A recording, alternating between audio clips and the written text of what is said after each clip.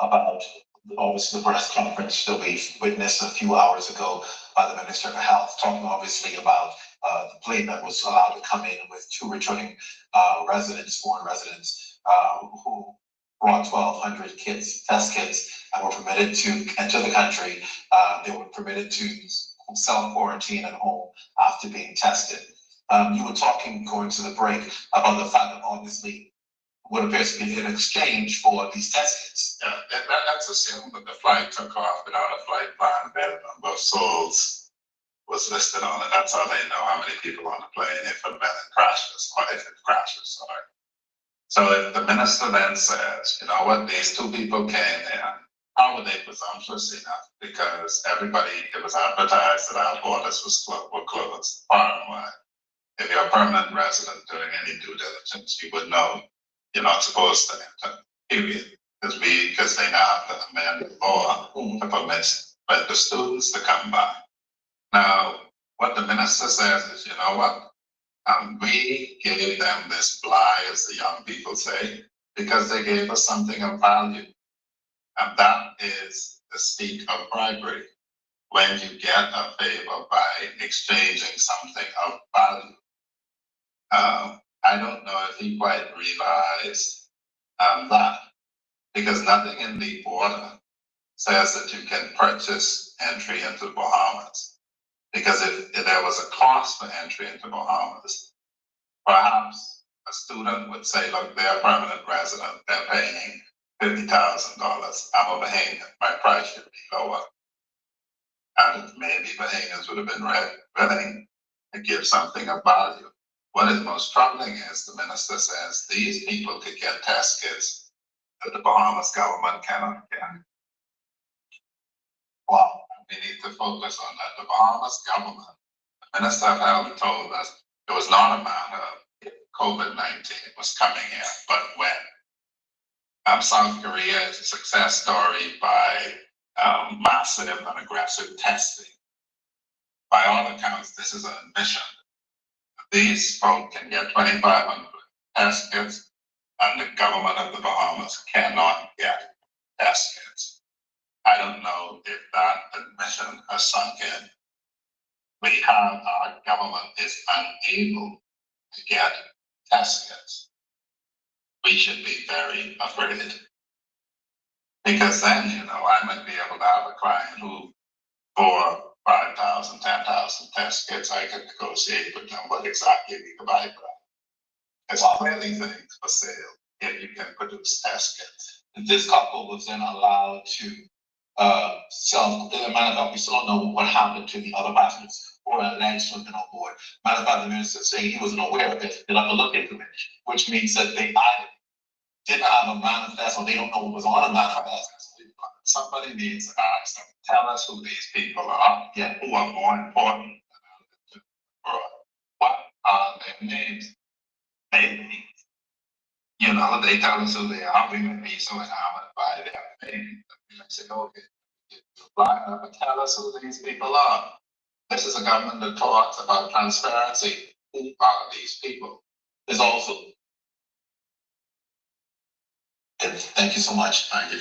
When we come back about obviously the press conference that we witnessed a few hours ago by the Minister of Health, talking obviously about the plane that was allowed to come in with two returning foreign residents. We begin tonight with a developing story as Health Minister, the Honorable Dr. Duane Sands, offers his resignation in a letter issued to Prime Minister, the Most Honorable Dr. Hubert Minnis this evening. Now, the letter published on Dr. Sands' Facebook page late this evening accepted responsibility for a controversial flight into the country amidst COVID-19 travel restrictions, noting that he believes his continued presence in the cabinet may serve as a distraction from the government's efforts.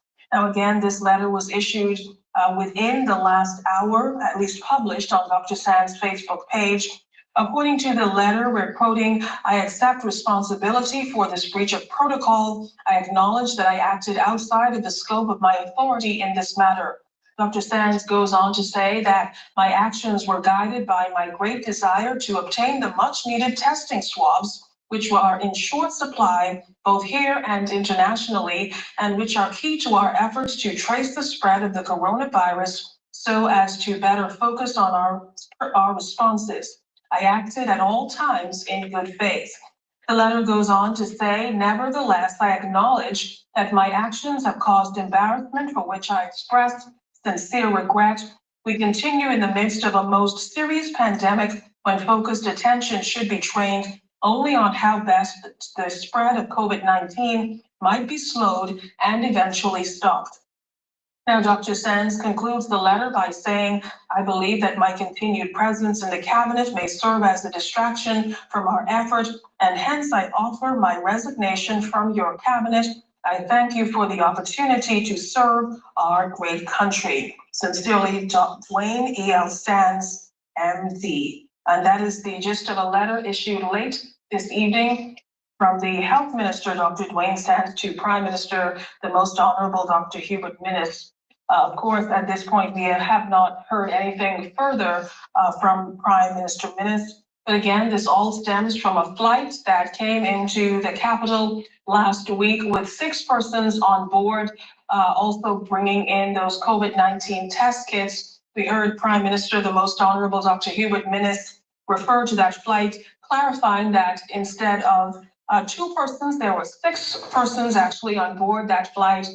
And he said that it amounted to a breach of protocol. This is, of course, the developing story that we will continue to follow.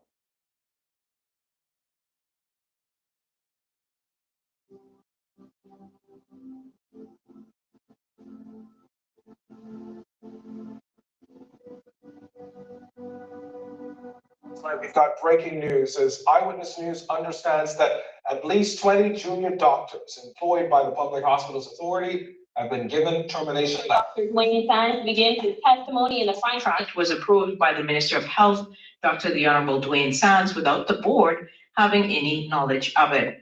The witness was also referred to a letter from former PHA Director Herbert Brown to the acting permanent secretary seeking legal advice on the awarding of the contract, as there were concerns of I also noted the actions of Health Minister Dr. Duane Sands and National Security Minister Marvin Daines and the role they played in the charges being filed and the second contract being awarded to Barbara Hanna. She said she found their actions wholly inappropriate and gave rise to the appearance of a political favor. The Health Minister today defending the storage of Hurricane Dorian victims in Abaco after the opposition raised concerns that the bodies have been de-icing and that swarms of flies are in the area where those bodies are being. Up to the office of the Prime Minister, I was upset. That was the Prime Minister's strong response as he expressed disdain over the leak of the Marijuana Commission's preliminary report.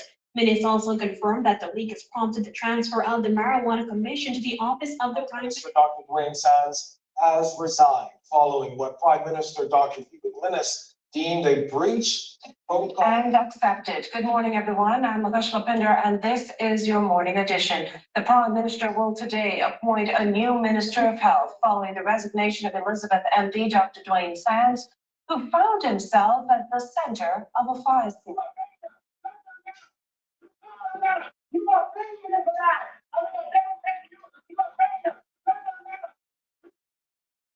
This is Port-au-Prince, Haiti, where a brutal gang war is raging. More than 20,000 have been killed and tens of thousands of people have fled their homes. Fueled by years of political instability, corruption and poverty, the violence is getting worse and the armed groups are running riot. Police and politicians have lost control of almost all of the city. Firearms are fueling the crisis, with over half a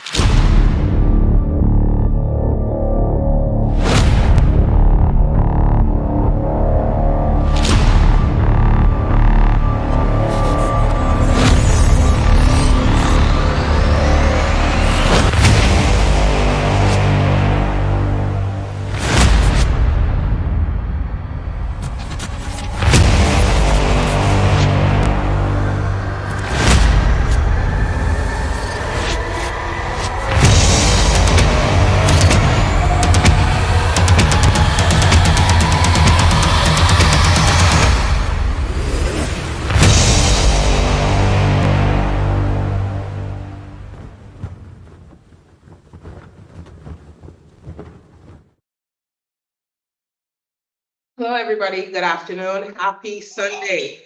We are back here at the Empowerment Center with the COI, and we're just talking today. We're having a good conversation. I will be your host until further notice. My name is Aisha Claire.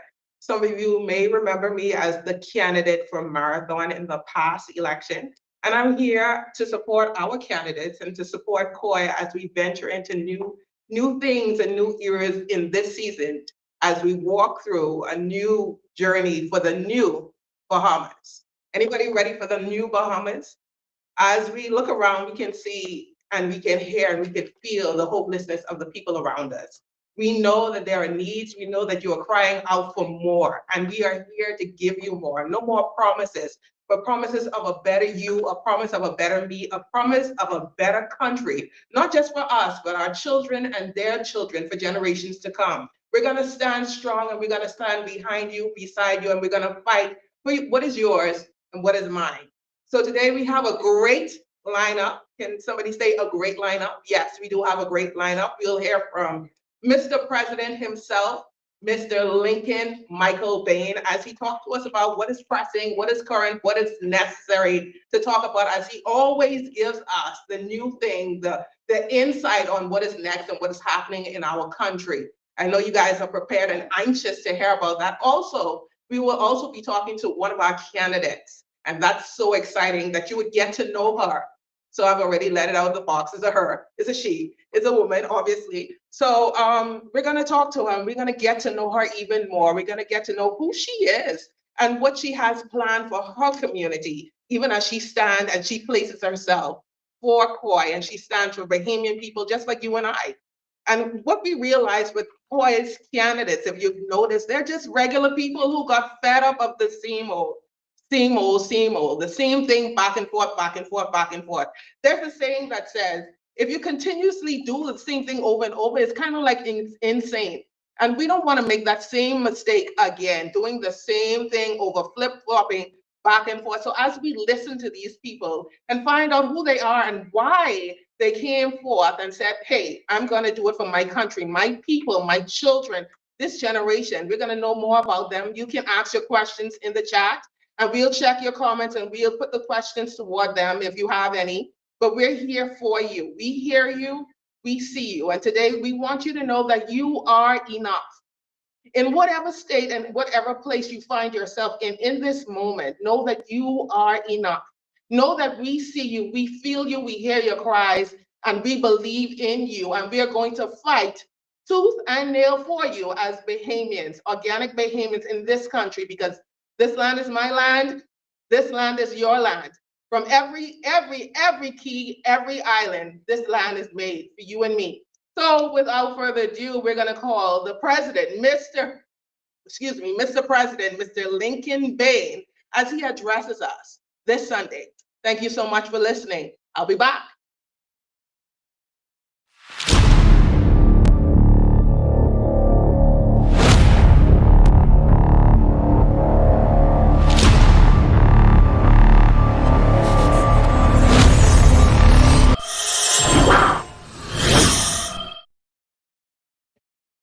Good afternoon, everyone. It is so good to be here. I always enjoy spending my Sunday with you guys.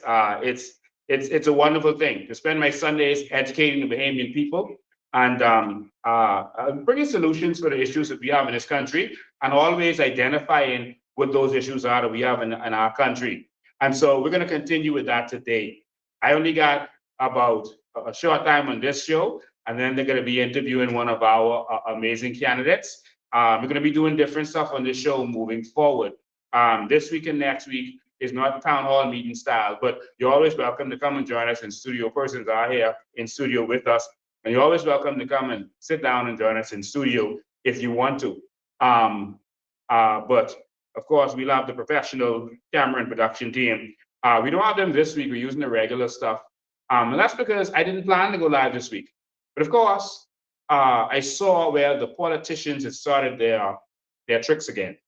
And I see that Duane Sands couldn't resist. He couldn't resist. Before I get to Duane Sands, I think I better play this little video while I do a little setup here. But just give me a sec to line this up for you. I'm gonna play a little video for you from back in the day with someone else who was in media before. Well, it's still kind of there, but from Clint Watson. So just give me a sec to play this while we just do some of the technical stuff, and then we'll be right back. Welcome back. If you're just joining us, breaking news, you rich. That's the headline. If you are Bahamian, you're rich. And the other headline is you've had someone stealing from you, had somebody stealing your wealth, forces, and trying to steal your future. The good news is we are now on to the trick. And so our job is to make sure that we get it back to you. That's what tonight is about, educating you so you are aware of what's been happening. And then you can decide whether you want them to get the child Sanders cane or you want them to go to jail. Because this is nothing short of criminal, that our country has been doing this for years, and our people are still suffering, and we are not doing anything. See, in case you don't understand, here's my issue. Here's my issue. The Bahamas, God placed this here. God placed this archipelago of islands here, strategically, right where it is in the world, because he knew that it would be a literal paradise. He also knew that he would equip in the Commonwealth of Bahamas everything this nation would need, that its people would be wealthy and not have to depend on anybody for anything. That's why he put fish in the ocean, natural resources in the earth, so that we can be able to have access to our own wealth and not depend on people to give us handouts. That's what the good Lord did for you. That's why I always tell people, if you are part of the Bahamas, you are designed by God to be blessed. He blessed you so much to give you a country like this that is so rich. The world knows the riches of the Bahamas. So if you're a Bahamian, your hat's off to you. You are the apple of God's eye. The problem is, we've not been living like that. The problem is, we've not operated in our God-given kingdom authority. Why? Because we thought only pirates were stealing from us. We thought only the British were stealing from us and didn't recognize that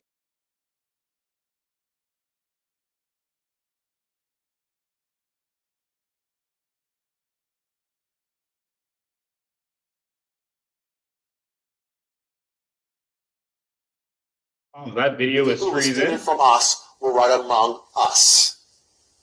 Because they recognized the wealth when they got into powers of governance. They recognized what this country had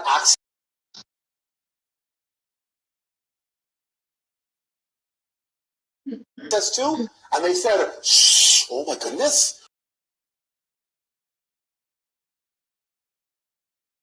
Oh my goodness. Oh my goodness. All right, ladies and gentlemen, I'll stop that right there. A lot of you have seen that video already. That's when they were talking about, that's when they were in opposition. That was an interview that Cliff Watson did with Vaughn Miller. Vaughn Miller came on right after him. If I continue to play the clip, you would have seen that. And they both started talking about how valuable the country is and how it's worth billions and billions and Bahamians are being robbed, etc. But they want you to stop that conversation. They're trying to distract you. They're trying to distract you from that conversation and get you talking about who is worthy to be leader of this country and who's not worthy to be leader of this country.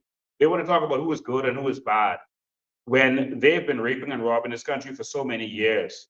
I saw a F&M troll who was a part of the last F&M administration, Marlon Johnson. Marlon Johnson made a post trying to deceive the Bahamian people. he put this post up there and worded it in a slick way to make it seem as if Bahamians shouldn't expect to benefit directly from a sovereign wealth fund, because sovereign wealth funds around the world use the money for infrastructure and that kind of stuff to pay off debt, et cetera, is basically what he was saying, which is absolute nonsense. A sovereign wealth fund can be used for whatever a sovereign state decides to use it for. And I'm glad to see that so many Bahamians went on to that post and started to put him in his place. You know, these kinds of people talk down to the Bahamian people as if they're dumb, as if they can't do research on their own. The F&M, that crew, Marlon and another fellow named Kingsley Black, I know he was the principal of Prince Williams for a couple of minutes. They started putting this thing out there to make it seem like this whole thing is impossible, trying to put doubt, because they showed Norway and that Norway uses their sovereign wealth fund to do infrastructural projects, et cetera, et cetera. And so persons had to go in there and explain to him. But I'll get to that later on in this. I just wanted to put that out there to you, that I was so proud of my Bahamian people who went there and showed him the facts. They showed him how many countries are letting people benefit directly from their natural resources with payments, et cetera. And they were putting him absolutely in his place, and they were brilliant in doing it. Bahamians have woken up. People in Baintown and Camp Road, they have access to Google, they have access to AI. The research that they can do, the knowledge they can get in 8 minutes on the internet, it would have taken people like Finland and them 8 years in school to get that same knowledge. All right. And so I wanna say congratulations to Bahamians. You are waking up and you are putting these pseudo intellectuals in their place. All it is they don't want you to benefit. They don't want you to get to where they are.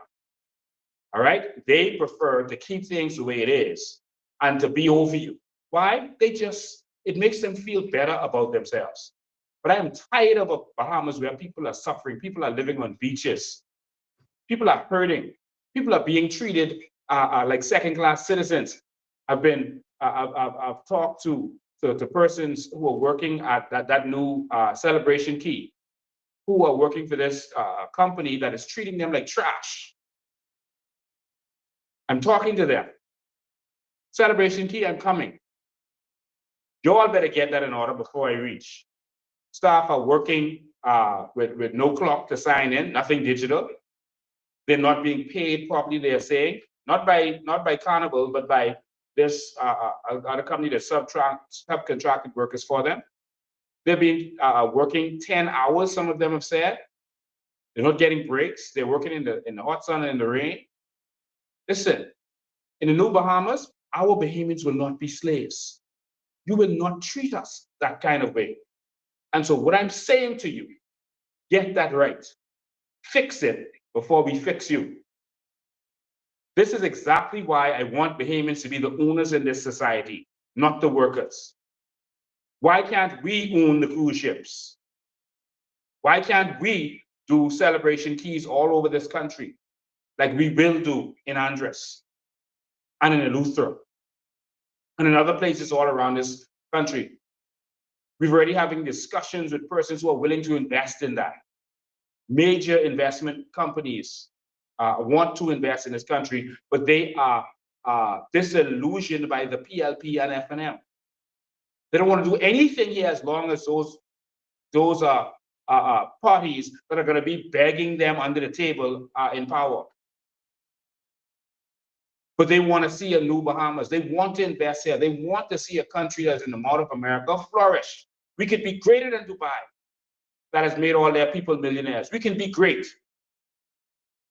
And so what they're doing now is distracting you. And so I'm going to entertain their distraction for a minute and address Duane Sands. But not him personally, because he has a seat that he sits in. And Duane Sands decided to go in the newspaper and give an attack against me, the Tribune. You know, they say it's the F&M paper, but you see the president of the Tribune running for the PLP. That should show you that the PLP and F&M are working together hand in hand. You all better wake up. They're working together. You remember that the Tribune did a story on me during the by-election about my declaration, etc. Where they were trying to say, well, what do I do? How do I make money? And it was so curious because the Tribune was one of my clients for years, and they know how I make money. For over 5 years, I provided IT services for them. They tried to clap back and say, well, I only charge them, they only pay me $50 a month, and I only charge them whatever amount of money to do an app, which is not true. And so I had to actually come on my live and show actual live emails that are still in my email, undeleted, to show that what they're saying is nonsense. Not only that, I showed where they couldn't afford, because they were having money problems, they couldn't afford to pay me anymore. That's what they said in the email, basically. They just couldn't afford it. Business was bad. And you know what I did for that company, that long-standing company? As a businessman with heart, I gave them a 6 months grace. Pay me nothing for 6 months. I don't need the money, y'all do. I said, pay me nothing for 6 months. Let's talk after 6 months. And I think I extended that another 6 months. But now all of a sudden, they seem to be concerned with me and issues, money issues. Don't get distracted. Media companies are set up to do the bidding of politicians. That's what they do. They get their radio personalities on there to do their bidding, their newspapers that are going to put things their way. Don't be deceived. All right? And so now they wanted to push that story out there, put something in writing so when people Google, they'll see it. And so they got Duane Sands. They set him up to go and say something. But Duane Sands, I know what you're doing. Duane Sands, you are not a chess master. What Duane Sands is actually doing is he knows that I'm going to respond. He knows because we went through this the last time he came at me. And I brought Ms. Barbara Hanna to show you how much of a scoundrel Duane Sands is, our own testimony. That he wanted her to set up, he gave her a contract, and he wanted her to set up Frank Smith, and that she didn't press charges against Frank Smith. That he was behind that. He was pushing that. And Barbara Hanna told us some things about him. I'll get to that a little bit later. And so Duane Sands decided to come back at me. You know why? Because he wants to crumble the F&M. Wake up, Bahamas. He knows that I'm going to come at them. He wants the F&M to look bad so that maybe a hope of another convention before the election, if the election goes to next year. And so Duane Sands is making sure he does whatever is going to hurt the F&M so that Pintard can be removed and they can replace Pintard with him. That's what he's doing. There's no other reason. All right? Ingram really wants Duane Sands to be the leader. Everything they're doing is a setup on the F&M. The candidates, they're picking everything they're doing. Now, before I get into this, some people say, why are you focusing on the F&M? I'm not focusing on the F&M. I'm focusing on the PLP and the F&M because both of them are a problem in this country. I don't understand why you don't see when we're out there exposing what's going on with the PLP, but you have a problem with when we say something about the F&M. The fact of the matter is both of them are the governing parties. The government consists not only of the governing party, it also consists of the opposition. We pay in both of them. We are paying Pintard about $500,000 a year with all of the expenses and office and all that, about $500,000 a year to oppose the government and their wickedness. We pay in them. So don't tell me to don't focus on them who are not doing their job and only focus on the government who isn't doing their job. Both are not doing their job. And this is a lesson in civics to you.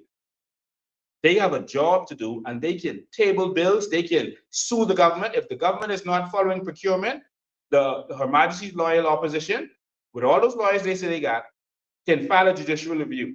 And if they gave out a contract that wasn't a good contract or it was a crooked contract, they can get that contract revoked. But they ain't doing that. You know why? They're working together.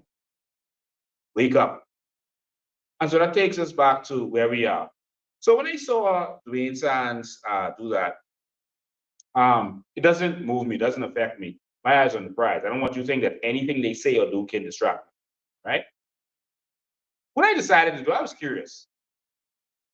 That day, I was sitting with my phone in my hand. I said, you know what? Let me see what is out there on the F&M. And I grabbed my device and I said, tell me about the F&M. Is the F&M a corrupt party? And I got the shock of my life. AI gave me a whole cadre of instances to show me that the F&M is corrupt, that I've never seen our newspapers, our investigative reporters, or anyone focus on. I was shocked.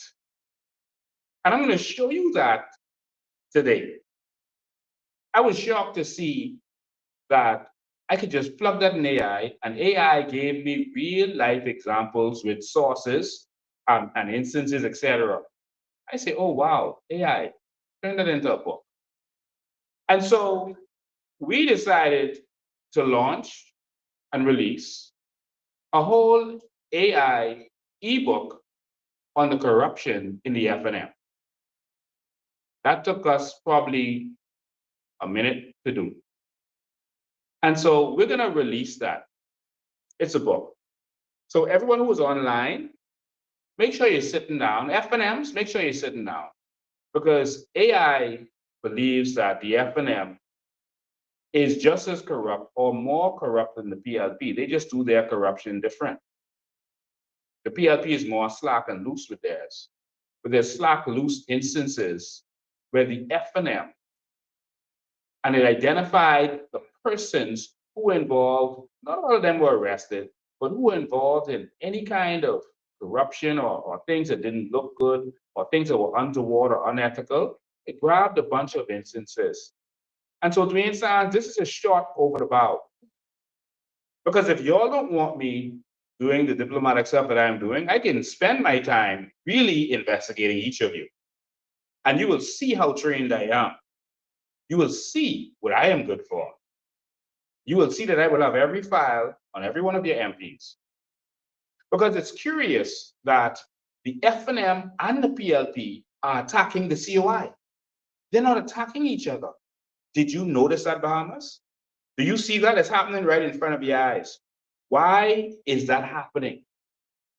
Right in front of your eyes, you can see that the F&M and the PLP are attacking the COI, and really me. They're not focusing on each other. You know why? I had a lawsuit, it's a civil lawsuit. I brought that to the public. Before the 2021 election, I had a whole live on myself, letting people know that anyone who has anything on me, they can come forward during that live and they can expose me. If you have anything, bring it to the table. I won't sue you. Just come, bring it to the table during the live. I announced it a week in advance and told people that they are free to come and talk about me. Anything they have is legit. Different than any politician will do. They try to hide and cover up. I said, anything you got on me.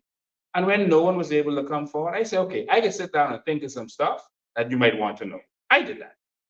And I brought up that model where I invested in the business, other people invested in the business, it burned down. And one particular person said I should pay them back personally. I said I didn't agree. All right, and I'm going to challenge it. And in the end, if I lose, I'll pay. Simple. They don't have anything else on me. You know how I know that? You know how you know that? Because after over 2 decades of fighting them, if they had anything on me, you think I would still be sitting here in front of you? You think I would still be walking around in this country if they had anything on me? Have you even seen them sue me for defamation? Arrest me for defamation, for libel? If they had anything, if I was the bad person that they're talking about, you don't think they would have dealt with me by now? What would they do is make up lies. I don't have anything to hide, but they do. All right? So, again, I am free when I go live again. Anyone has anything on me that I have done to them, please come forward. I am live every week. You can't let someone who is bad be live every week. and you don't come forward and expose them. You're open. I have an open line. All right. And so will Pinta do that? Will Brave do that? I don't think so. Will Duane Sands do that? And I can do that because I am not afraid and I'm not ashamed. I'm not ashamed of my past. I'm not afraid of my present, not afraid or ashamed of my future. All right. So let's get to talking about the F&M. This is to educate you, not to attack the F&M. I have to educate my people because if the people are so foolish to go and vote for the F&M again that we just got rid of, maybe one of your children might be in the room and this might go in their head subconsciously so they realize that they're being tricked, going back and forth F&M to PLP. Because if the F&M happens to win, a couple of months after that, you could be crying and complaining again. All the unions crying, all the workers crying, everyone saying they corrupt. Hey, what this deal is, they just do. What they just give the Brent Simonet? Would they give it all the West Coast? It could be the same thing again. So now they want to move to focus on something about a civil lawsuit. But you notice something? Many PLPs have had civil lawsuits, including Brave Davis, Alison Maynard. I could name all day. I don't have time for that. Many PLPs have had civil lawsuits, and what's his name? Leslie Miller. I think one time he ran with 2 judgments. I think he still owes Bank of the Bahamas. We are paying that back, but we're letting him go on TV and attack other persons. When we are paying for the $30 million that Leslie Miller borrowed. Our NIB money, now NIB is raising, partly because of the $30 million. But do you hear the F&M talking about that? Nah, that's their partner in crime. Did you hear the F&M bringing up Brave Davis in this cases? I know Ingram mentioned something one time on the stage. Man. So we got to attack Lincoln because he is the threat.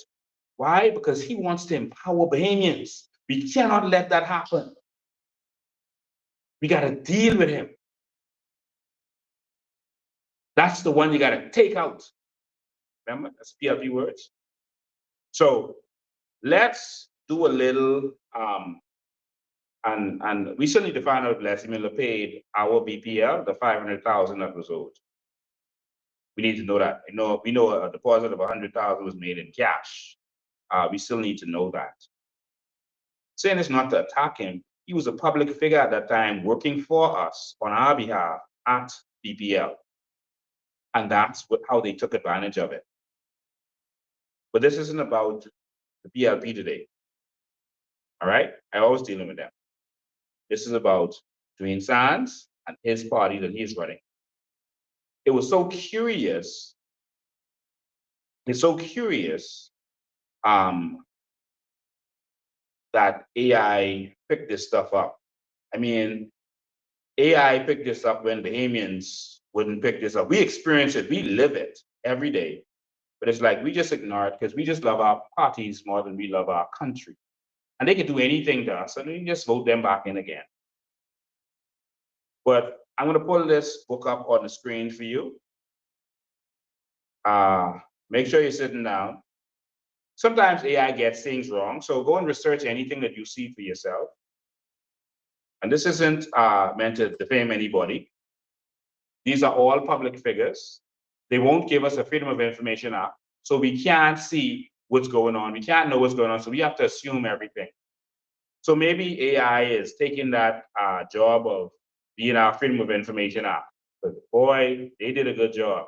I asked a simple question, and AI produced a book that we're going to release that you can use to remind your friends and family why they should never go back there. All right? Duane Sands made a statement. He was talking about me. He said that we should look at the character of persons that we want to lead this country. He's absolutely right. Again, my life has been in the public for about 20 years. I have nothing to hide. They hide theirs. Now, they need to look at their character. Here we go. So what you're seeing on the screen is And for persons here in studio, you won't be able to see it. I can't share the screen quickly. I'm trying to go as quickly as I can. All right, let's see. Hopefully you can see this. Maybe. All right. So this here, let me see how you're seeing that so I can know how to go through this. This was produced by AI, by the way. I found it entertaining. Well, we're really in the next Bahamas. Just gonna look for a sec to see how you're seeing this. Just give me a sec. All right. So here's a booklet that's put together on the FNM. Okay, you can see it. I'll enlarge what I have to make sure you can see it good. So what AI did was put this book together, right? And there's the only thing that we added was a couple of things with Pintard in the back of the book. All right, like when he was in college, I think it's like 3 items we added. But everything else on everyone else, that's AI. And so anything that's in court, we're not saying this to say who is guilty or who is not guilty, who should be charged, who shouldn't be charged. We're not trying to influence any court matters in any way. But the newspapers reported on all these things, and so AI reported on it. So we're just putting it out there. So don't take anything from this to make up your mind about any court matters. All right. So isn't this a beautiful book? AI is amazing. And so here we go. It's a matter. It's a scandal. And so they have an introduction, and I thought this introduction was so amazing. You know why? This introduction tells us that the FNM started in scandal, that the FNM was found by corruption, because it said some of the dissident 8 that left the PLP, that some of them were considered corrupt, and some of them were in the middle of corruption scandals. Not all, some. And they went and joined the UBP. The UBP that was scandalous for all those years, that a commission of inquiry said was a very corrupt organization that was working with the mafia, that was stealing from the Bahamian people, raping and robbing at every turn. And they went, talking about Pinland, and joined the UBP, the bad guys. And that's why they couldn't catch hold. They couldn't take hold, and no one was listening to them at the time, because how could you talk about Pinland, who was still doing good, and y'all join the evil people who was raping and robbing us, who y'all campaigned about for all this time? How could y'all? And then talk about corruption, and you join in with Pop Simonet and them? How is that possible? So the FNM was started in corruption. There was nothing good about the governance of the UBP. They were raping and robbing this country at every turn, and those persons joined with them to start the FNM. They started out wrong, and AI caught that. While Bahamians are ignoring that, AI caught that. It's a scandals involving members of the Free National Movement from founding to introduction. The Free National Movement likes to market itself as a righteous alternative in Bahamian politics, but its very DNA is rotten. This is AI. You seen us. And anyone who wants to see, I can show you where AI did produce this. In whatever date, a band of 8 progressive Liberal Party MPs, many already muttering on the clouds of graft allegations, stormed out of the PLP, meaning many of them were corrupt. Many of them had allegations over their head, and promptly hitched their fortunes to the United Bahamian Party, the Bay Street oligarchs, who had just been found corrupt by a Royal Commission of Inquiry. How do you do that? That shotgun marriage of PLP dissidents and UBP power brokers gave birth to the FNM, a party conceived not in principle, but in expediency, patronage, and the stench of scandal. Half a century later, the FNM's public sermon of clean government stands exposed as theater. Oh, they know they use that word theater, and Pintard is the leader. AI is amazing. From airport paving rackets, ransomware, and visa kickbacks to COVID era favoritism and outright bribery, every F&M administration has spawned its own harvest of disgrace. Jesus. That's what AI think of the F&M. But people wearing red shirt who lived through this.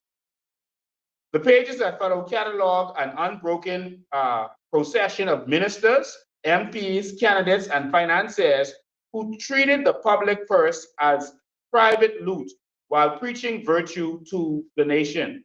Today, the rot sits at the very top. Party Chairman Duane Sands has been judicially condemned for meddling in criminal prosecutions and abusing emergency powers, and party leader Michael Pintard still drags the toxic baggage of the Nygaard murder for hire affair. The watchdogs have changed colors, but the old tricks remain. Conflicts of interest disguised as public service, contracts funneled to cronies, and a leadership more eager to publish its halo than purge its house. Jesus. Wow. Oh, there's more. Over the picture they put together. The F&M began in scandal, and as this dossier shows, it has never left the gutter.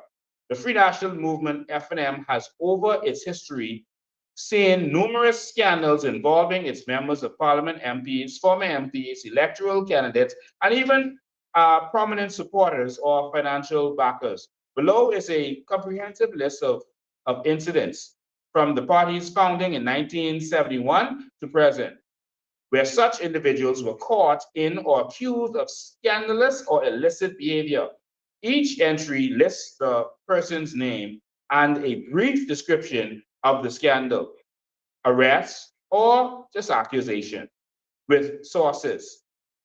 Following the main list, dedicated sections detailed all scandals associated with F&M chairman Duane Sands and F&M leader Michael Pintard. My Lord. Okay, so now we're going to delve into this book. And so it gives a list of people. Oh Lord, they start with you, Ingram. My Lord, I am. I want to pull up my AI. Me one sec.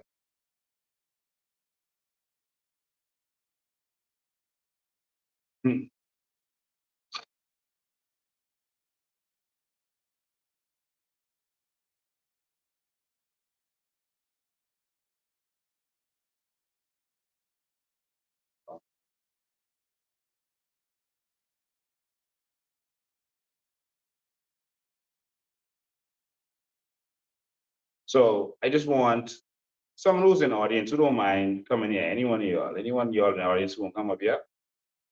Any of y'all? Yeah, come. I just want you. I will show you something so they can see it. All right, because all them can't see with me. Yeah, right.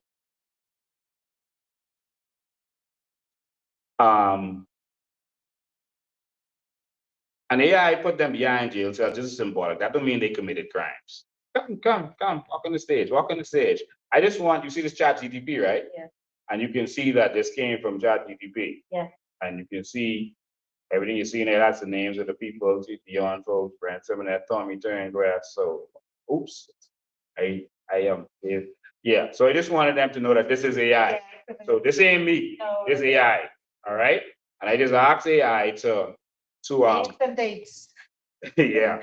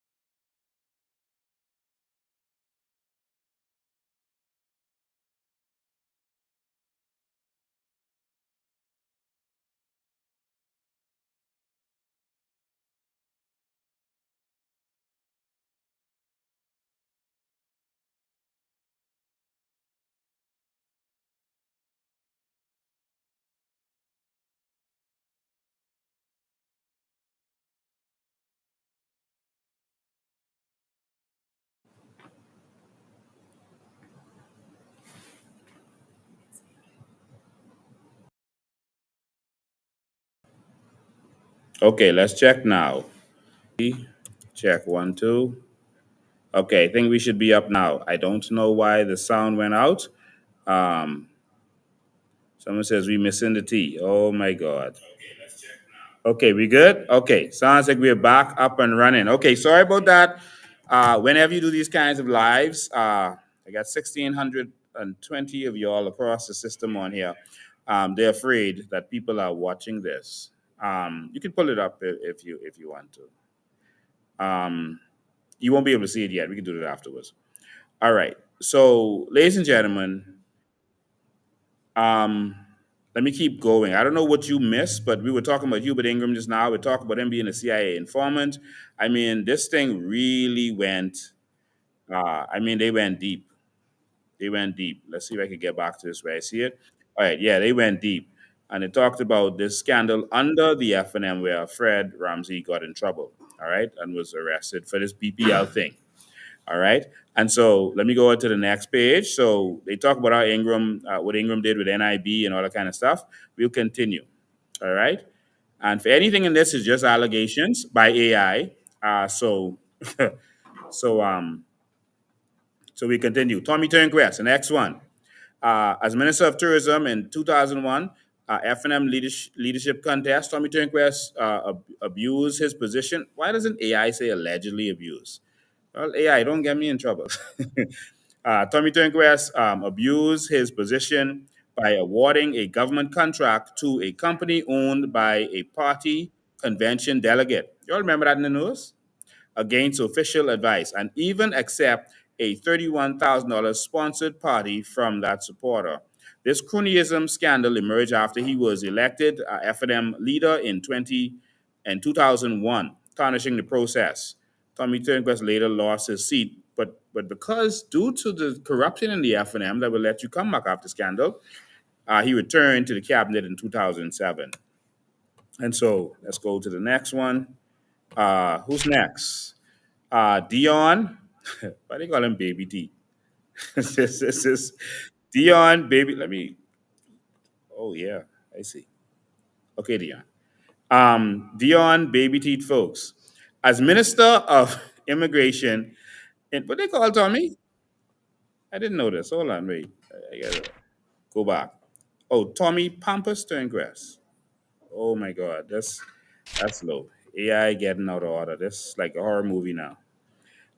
As Minister of Education in 2001, folks were similarly accused of corruption for awarding inflated contracts to party delegates during the same FNM leadership race. Despite the scandal of apparent nepotism and vote buying, folks also went on to serve again in FNM cabinets in 2007 and 2017.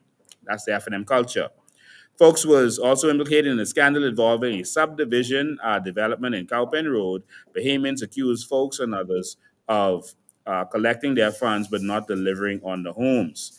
It says Senator Desmond Edwards, this is an allegation, and the former Torchbearer Youth Association executive Denise Alexander were implicated in the accusations with him. All right. So those are all alleged. The next person is Brent the Grinch Simonet. The former deputy prime minister has faced multiple conflict of interest scandals. In 2001, Prime Minister Hubert Ingram forced Simonet to resign. In other words, fired that corrupt man as airport authority chairman after Simonet awarded an airport paving contract to Bahama Hot Mix, a company he himself had ties to. I mean, it's touring on it. All right. He said he put it is in trust or some nonsense. You know what the crooked stuff that mafia does. Um, to himself, he had ties to without board approval. Without board approval. All right. The same thing that the FNM is accusing PLP of now. The same thing Duane Sands did when he gave the $2 million contract to the lady because he wanted to testify against Frank Smith. It was without board approval. All right. So this is it again. Corruption.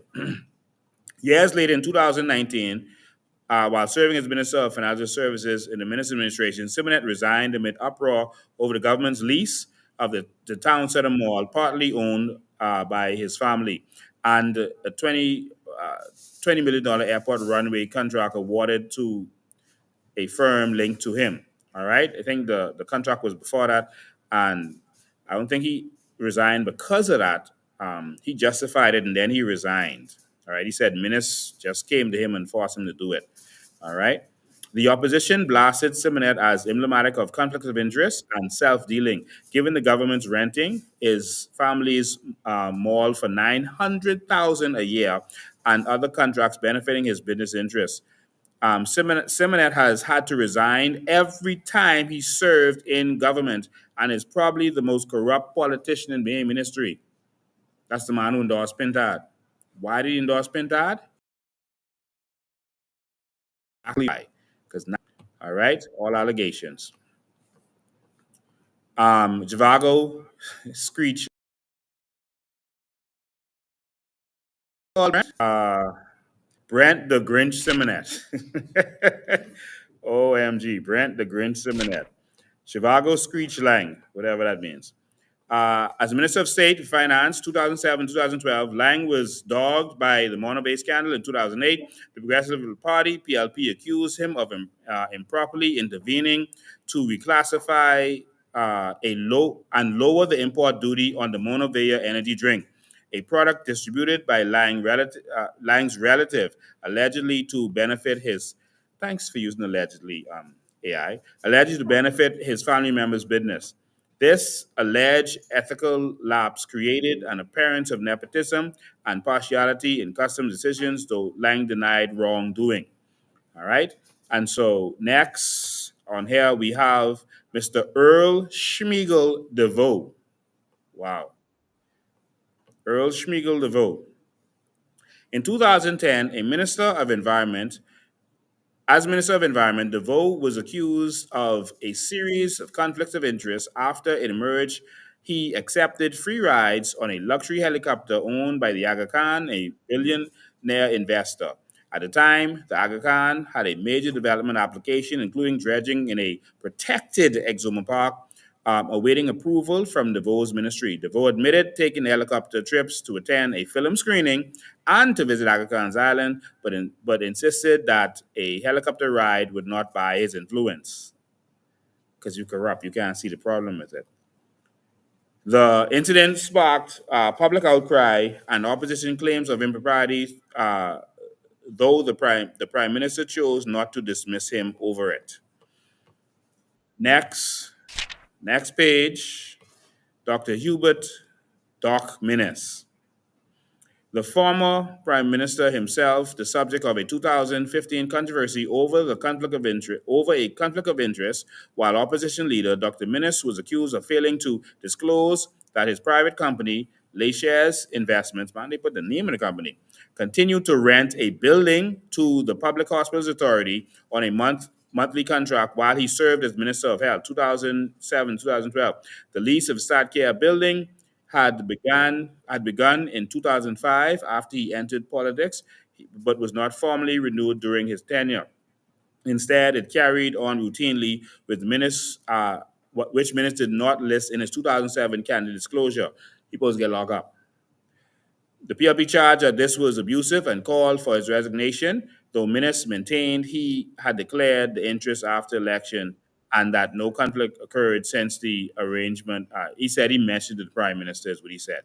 All right. And so I guess they skip over all the stuff like the Dorian stuff where they hid the bad stuff that Minnis and them did. They're just dealing, I guess, with those kind of stuff.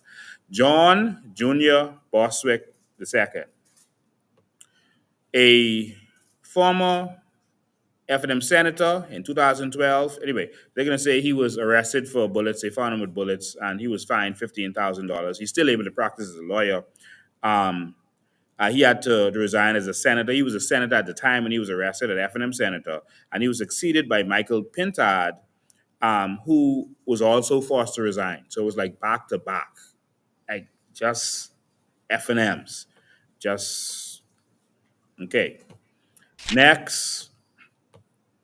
Elmer Superwash Campbell, Jesus. A former FNM senator, cabinet minister, Emma Cameron was arrested for some. They accused her of some fraud, et cetera, et cetera. It was 1.2 million, et cetera. And she, of course, she was an FNM senator and et cetera, and candidate, et cetera. All right, I'll skip through. Duane Molly Sands.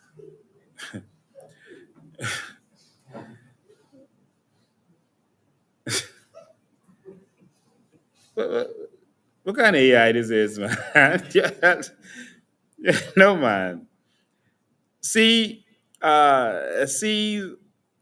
All right, it says see the dedicated section on Duane Sands below for full details. So this just a little some piece of it, and then they have the more details after. Briefly, Sands, a senior surgeon and current FNM chairman, had to resign as Minister of Health in May 2020 after a breach of the COVID-19 emergency protocols. As you saw in the videos in the beginning, he admitted allowing a private flight carrying COVID-19 test swabs and 6 American patches to land in the Bahamas during the lockdowns, which the passengers bypass strict entry rules, quarantining at home without prior testing. The flight fiasco caused public anger since stranded Bahamians were unable to re-enter at the time, and Sands took responsibility for acting outside of his authority, breaking the law in an attempt to secure vital medical supplies. That was a BS. He made, in my opinion, he made some deal with them to allow them to come and say, listen, bring some swabs so if we get cash, I can say you're always bringing some swabs. How could you take swabs from private persons? That's going to go in people's nose. That's a security risk. That was used as an excuse. 1,200 swabs?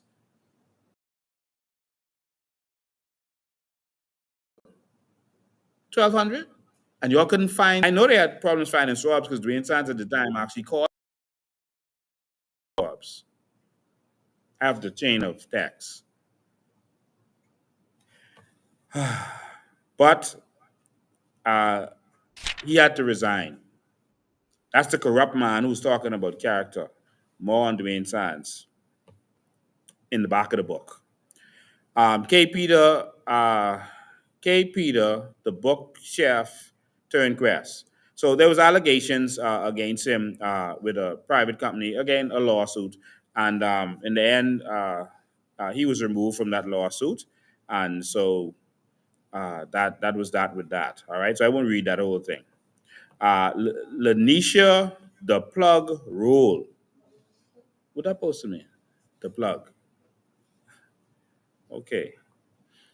The former Minister of Youth, Sports and Culture and an FNM MP became embroiled in a scandal when she resigned from cabinet in February 2021 under mysterious circumstances. It later emerged that an audit of the National Sports Authority had uncovered irregularities. And in March 2023, Rule was formally charged. You'll remember that I did a live with the document that was being hidden because I got my hands on the document that was hidden, and we exposed exactly what was going on with Lanisha Rule. We had a whole live and we read what was going on. I'm not reading this now to say whether she's innocent or guilty. I'm just neutrally informing you that we exposed the document on a live, and she was subsequently arrested, and the courts will determine if she is innocent or guilty. All right, and so she was charged, and she was Minister's right hand man in the party, but and her husband was also arrested, and other persons. All right, you could read it in the book when we put the book out after this live. Next, Adrian Shell Company Gibson. All right, so that's again they're generally saying what went down with Adrian Gibson. You know, it's in the courts now, and again, we're not mentioning this because we want to influence the court case. AI actually pulled this up, and we're reading it as it's drafted here. K. Forbes, Swiper Smith. Jesus, swiping, no swiping. Um, As managing director of the Post-Dorian Disaster Reconstruction Authority (DRA), former FNM Senator K. Forbes Smith drew a taxpayer package of $155,000 a year. That's what her pay was, more than all the MPs. And wide discretionary authority over hundreds of millions of relief funds. So the funds with Minis got, she had wide authority over that. The funds that Minis refused to account to the IMF, 250 million, and then I think it was 400 million from the World Bank or something like that, that they refused to account for. Wow. Some of that she was managing.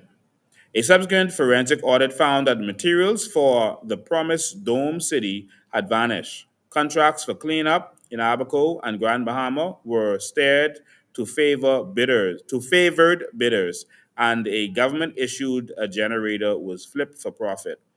In January 2024, police questioned Forbes Smith for nearly 26 hours over the missing supplies and suspected contracts, then released her pending further investigations. I want you to understand, certain people Minis made a deal with Brave to turn the country over to Brave. I know that for a fact. Certain people who were close to Minis were kind of, we can't, that's my people. All right? So hopefully Lanisha Singh can start soon. And K. Forbes Smith, that's Minis people. All right? I'll leave that right there. Oh Lord. What just happened?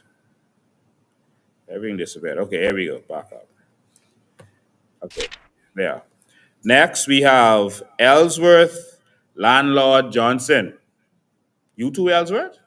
Ellsworth, you too? While Immigration Minister Ellsworth Johnson thundered against unregulated shanty towns, but critics noted that one such illegal settlement mushroomed directly opposite his own Yamakwa residence. I will say that sometimes with the name AI makes a mistake. His residence isn't on Yamakwa; it's in Cowpen Road. He's the MP for Yamakwa. All right.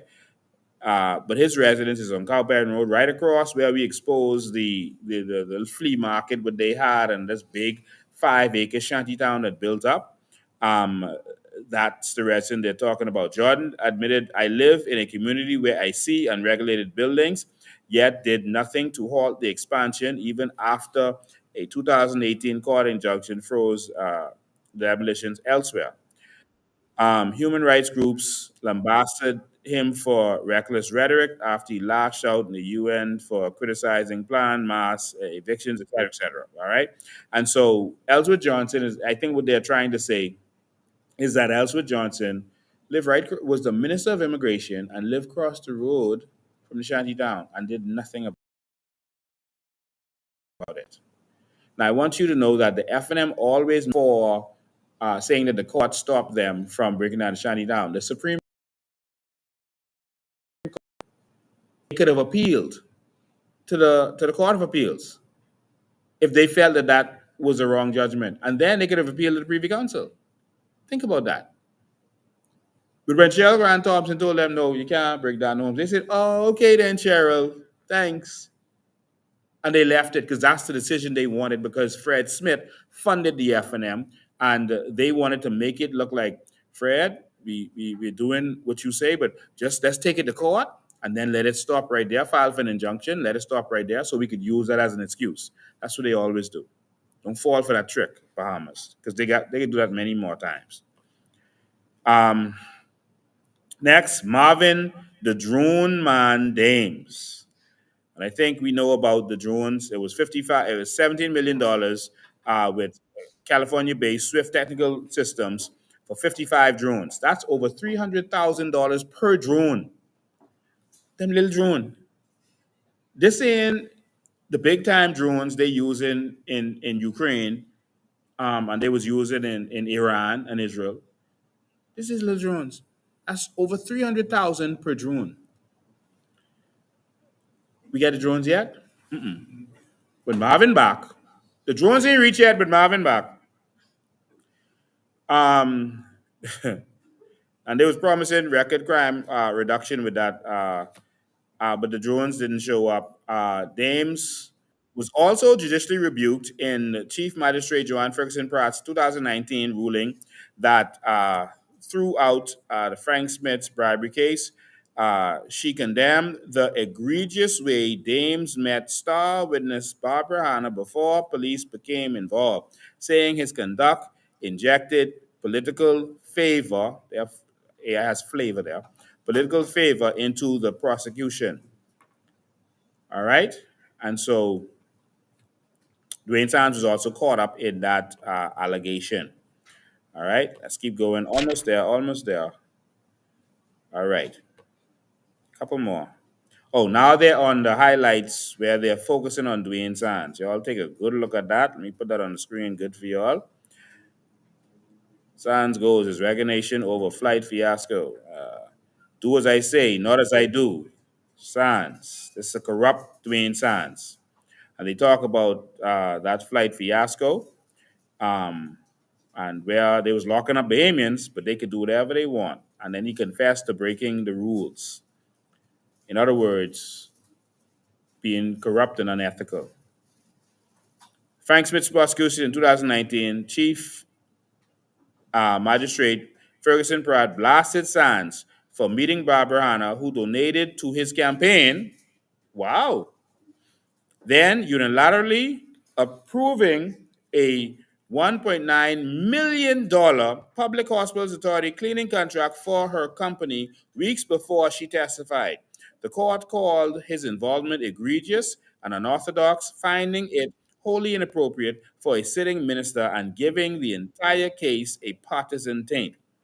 Ms. Hanna publicly testified or stated that Duane Sands tried to get her to set up Frank Smith. She said she never pressed charges against Smith. It was Sands who approached her to set up.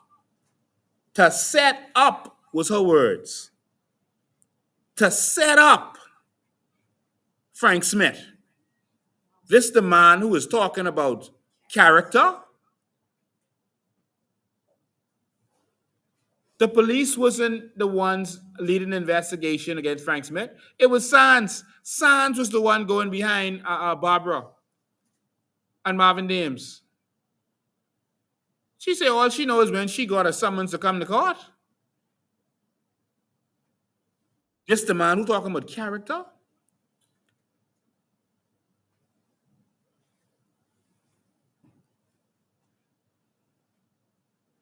Shane Gibson proceeding. Although a jury later acquitted Gibson, court filings and parliamentary debate alleged that police witnesses were coached and statements altered after discussions with Sands. What?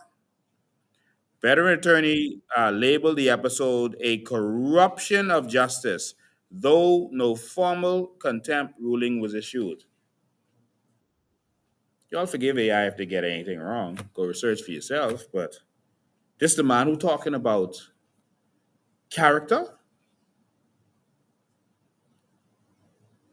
This is the man who was chairman of the party where Richard Johnson was attacked because he was being vocal.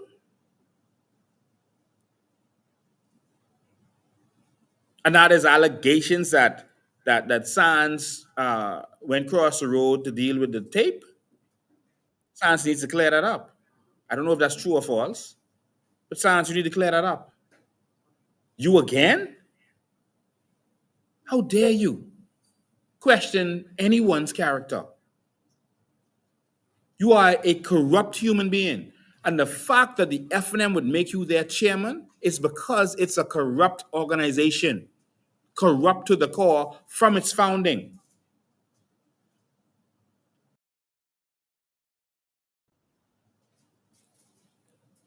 I had personal conversations myself with Barbara Hanna and put that woman through because they wanted her to set up Frank Smith. Well, Sands did, according to her. Gave her a contract. And then because she was not cooperative, they took the contract back and then told her she'll never get a contract under the FNM. That's what they tell her. Demons. Yeah, you can talk it here. Don't be shy. Demons. Demon. That's a demon. All right? Sands should not be in any leadership position in this country. You are right, Sands, because of your character. And as long as he is chairman of the FNM, no one should support the FNM. What do you think is going to happen to innocent Bahamians who are going to be lied on in court matters? This man went out of his way. He's Minister of Health.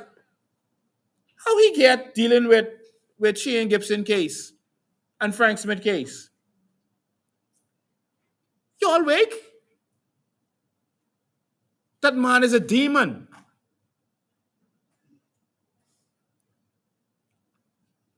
And he's a failed Minister of Health. I asked AI what it thinks about his tenure as Minister of Health. Jesus Lord, I have time today. They talk with all the rats and the people outside in the rain, and where does AIs get this stuff from? It is true. They talk about the hospital running out of medicine. They talk about this man didn't even visit the people after Dorian. True. That's true? Yes. Man, Abaco people in the house say that's true. The Minister of Health during this catastrophe, I can show you where AI actually says that. And when ministers finally came, they didn't bring nothing. And he asked the people for water when they land in the helicopter. He asked the people to give him water instead of bringing water for them. Jesus. But this is the Minister of Health. What is you say tragic, but what is tragic is that Bahamians keep voting for that. And if you vote for that, that's what you're asking for. You are saying you want more of what Duane Sands gave you. You are endorsing that. The FNM said, boy, Duane Sands crooked, eh? Let's make him chairman. Boy, he do see all the foolishness he do. And the people vote him out. Let's make him chairman. This the FNM. This is what the FNM has come to.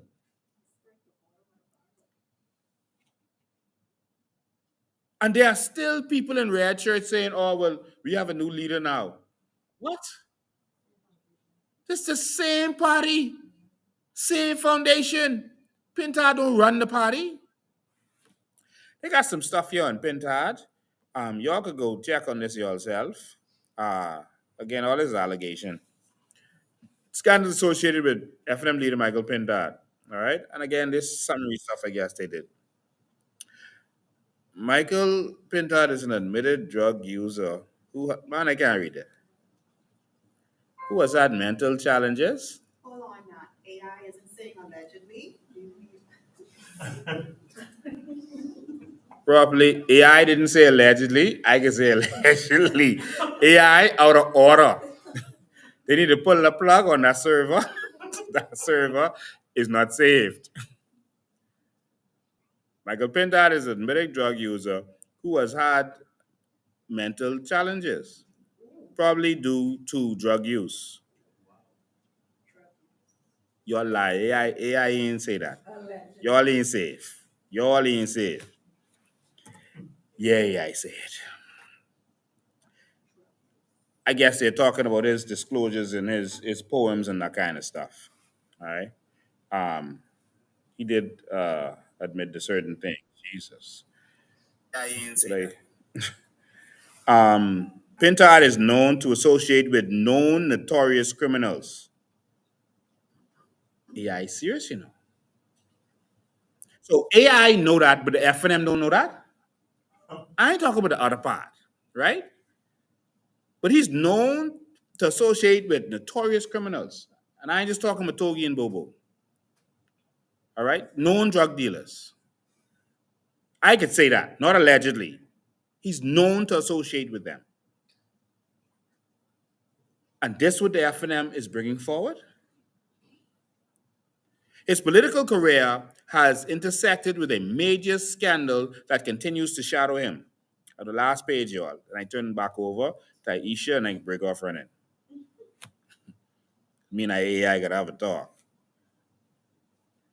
NIGAD murder for hire scandal, 2016. It explains what went down there.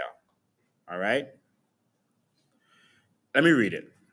In March 2016, Pintard, then FNM chairman and senator, was named FNM chairman and senator was named at the center of an extravagant Canadian fashion mogul, Peter Nygaard. Environmental group Save the Base, that's Fred Smith, who Pintard worked for. That's Fred Smith Save the Base, that was stopping the government from touching the illegal immigrants or touching the shanty towns.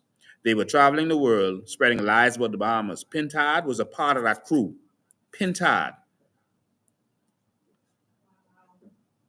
And now that treasonous man who was a part of that treasonous crew with Louis Georges and them is leader of the FNM. What do you think is going to happen to our immigration if he gets in? Don't mind him talking about immigration now, you know. Copying me. Don't mind him. Y'all better wake up.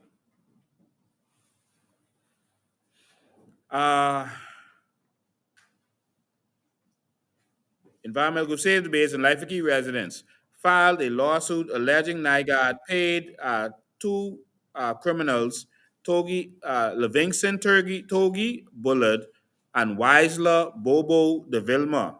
He's in the PLP. Remember, they working together. He's the vice chairman? He's a branch chairman. Okay, something in the PLP.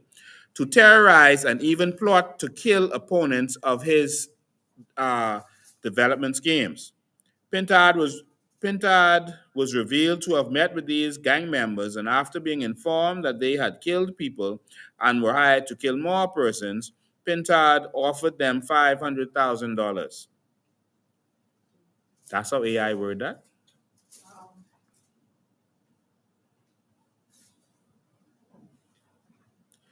So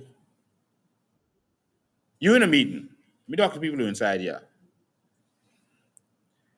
Someone tells you they're a killer. They've been hired to kill people, and they hired to kill some more people. Then you tell them, yeah, for true? Okay. Let me give you $500,000 to do something for me. That sounds like money laundering. Because you're giving it to criminals. You're giving clean money to criminals to clean them up. Just my opinion. This was considered by some to be money laundering. Wow.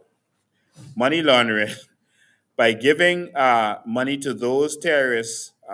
However, the fact that he, a politician, was entangled in this sordid affair and questions about whether he or others paid the men for testimony made headlines.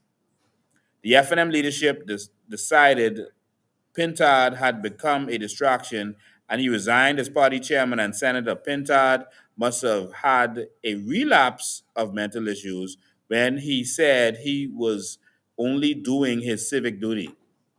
He literally said that. When asked, how could these murderers tell you they're going to kill people and you didn't go to the police as a senator and leader and chairman of a party? He said he was only doing his civic duty by meeting with them. What civic duty? Just civic duty would have been to help bring the law against these criminals. So how are we now expecting that you are going to defend the law as the prime minister of this country? See, Duane, this isn't loose stuff. This reality, Mr. Sands. But his opponents accuse him of participating in a conspiracy. This now infamous Nygaard scandal temporarily derailed Pintard politically.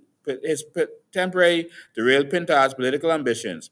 Due to the corrupt culture of the FNM, Pintard was allowed to run and later became the leader of the corrupt FNM. I like how the last part was worded. Due to the corrupt culture of the FNM, Pintard was allowed to run and later became the leader of the corrupt FNM. Jesus Lord. AI gotta tell Bahamians that Pintard ain't making no sense and that the FNM is corrupt party. Pintard, I think pieces of this we added in.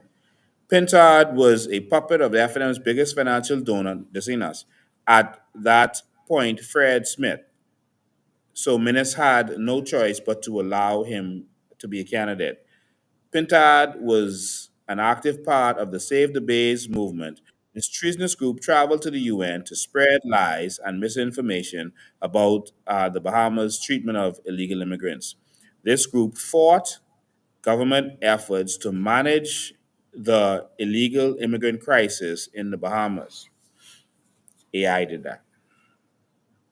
We didn't see it. Pintard was one of the persons behind the Bahamas News. We added this. Bahamas News Mabay Facebook page, an FNM propaganda page that spread lies and show the dead bodies of Bahamians on the street. Pintard was one of the organizers behind We March, a movement started to deceive the Bahamian people into supporting the FNM. I added that. I just want to know. They deceived the Bahamian public. The FNM wasn't getting no traction. You know what? Form one movement and make them think that nonpartisan so that we can start having marches against the PLP. People won't know the difference. Once there's a march against the government at the time, they can just come on. Let's just tell them we could be nonpartisan. And it was a trick all along. That move caused people to this day to not trust activists, that these activists would be sellouts. Pintard was behind that with John Boswick and Renard Henfield. The explanation is here. The FNM was not able to attract public support at the time. Pintard, well, what I just explained is there. All right. It also has a section here that was added by our people. Pintard experienced a major mental breakdown due to his habits. This while in college in the U.S. Pintard experienced a major mental breakdown due to his habits. He refused to bathe for weeks.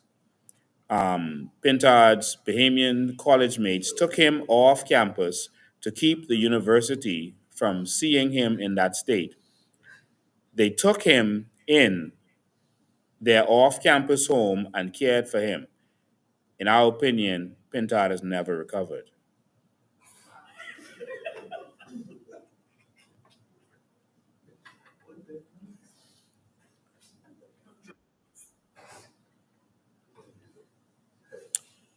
One of Pintard's college mates who took him in is as a sitting member of parliament.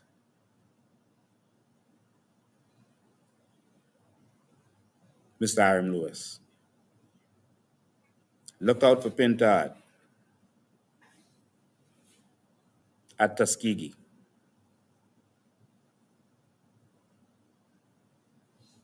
And how did Pintard reward him? And so this is the book that AI did. Oh, they have a conclusion. Jesus. Let me just read the conclusion and I'll get you all in here. Strip away the campaign slogans and the Free National Movement is revealed as a perpetual motion machine of corruption. Jesus. A party founded, it's all AI. Nothing to do with us. I can show you it in the AI.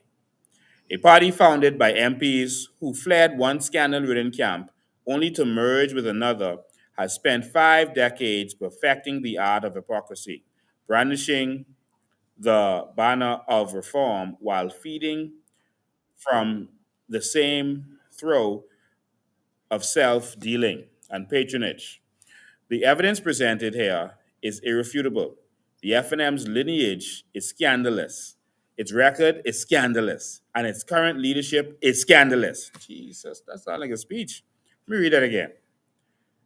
The evidence presented here is irrefutable. The FNM's lineage is scandalous. Its record is scandalous. And its current leadership is scandalous. With Duane Sands and Michael Pintard at the helm, men whose own conduct would topple lesser careers.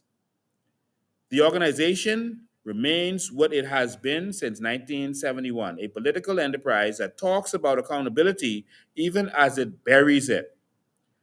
Until Bahamians demand better, the FNM will keep wearing its halo in public and its handcuffs in private, proving once more that a party born in corruption rarely outgrows its credo.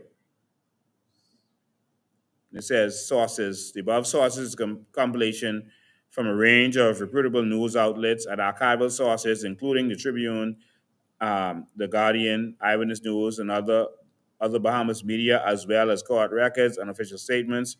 This comprehensive list demonstrates that the FNM, like any long-lived political organization, has had members who fell afoul of laws or ethical standards, from financial corruption and abuse of power to controversial statements.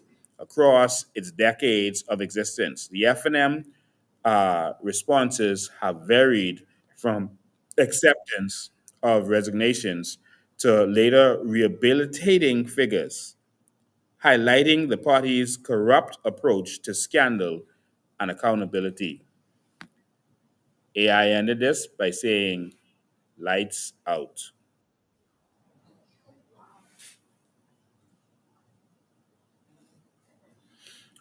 All of this is allegations. All of this is, well, not all of it, 99.9% of it is AI. And so, Duane Sands, this just a shot over the bow. When you respond, then I'm going to start going deeper. The FNM is a corrupt organization. You have destroyed this country. You have made it so only the oligarchs could eat.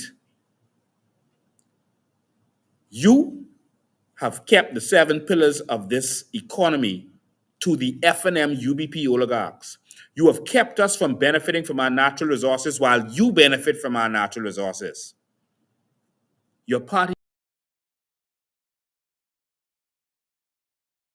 and relegate you to die in the wilderness. But we are leaving this to the promised land. Nothing you say or do is going to stop us from getting to the promised land.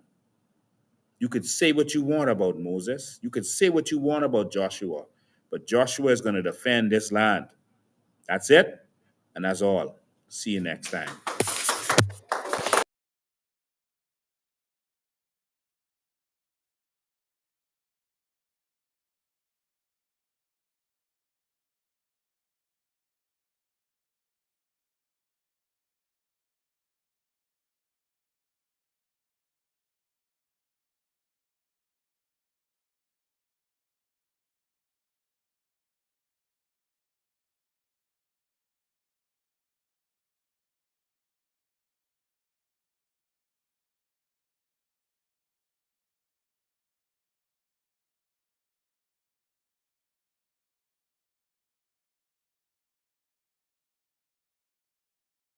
Swallow again. I don't know how you guys. We can't let this get out. We can't let this get out. We can't let people know.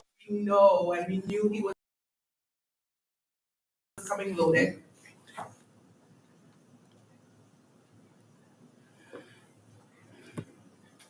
You're not.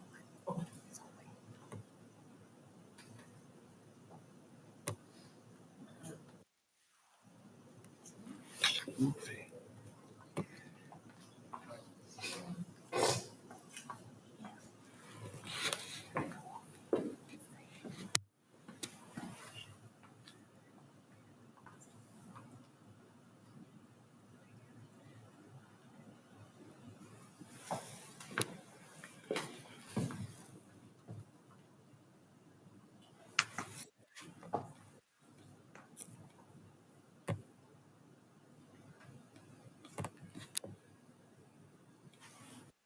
And we're back. Like I was saying before, that was a lot of information, a lot of stuff that we have to think about, chew, regurgitate. We're going to chew on it. We're going to swallow it. And we have a lot to ponder on as a Bahamian society. That was something that I was reading, and I'm going to try to summarize it for you very briefly to get you thinking a little bit. It says, if you put 100 red ants in a jar, and then you put another 100 black ants in a jar together, nothing will happen. No ant will attack the other one. Nothing, absolutely nothing will happen. However, if you shake that jar, the red ants will think that you're fighting against them, and the black ants are going to think that you're fighting against them. So they're going to fight. They're going to quarrel. You're going to see some tension. You're going to see something going on. However, the story behind this is who is shaking the jar? Who is causing the problem? It's not me. It's not you. What we want is a better Bahamas. What we want is better living conditions. What we want is the things that we should have as a people of a great country, of a country that is so rich in resources. My question to you today is, who is shaking your jar? Who is shaking my jar? Who is making us feel like we're suffocating in a country where is paradise to everybody else? Who is making you feel as if you're a second-class citizen in a country that is for all of us? We are one people. And what we want you to do is think. Think about when you go to the food store and your bills are so high you can't breathe and you have to put back stuff. Think about when you go to PMH and they don't have any beds and they don't have the medication for your family. Think. Don't allow people to come and give you stuff in t-shirts and stuff to incite you to do things that you know we shouldn't do at this time. If you are in a relationship and it has abused you, the thing that you should do is get out. We are encouraging you today to get out. We are encouraging you to retire, like Mr. Blaine said. We're going to retire them. We're going to retire them. It's okay. You did your part and we appreciate it. You're in the annals of history, however you are.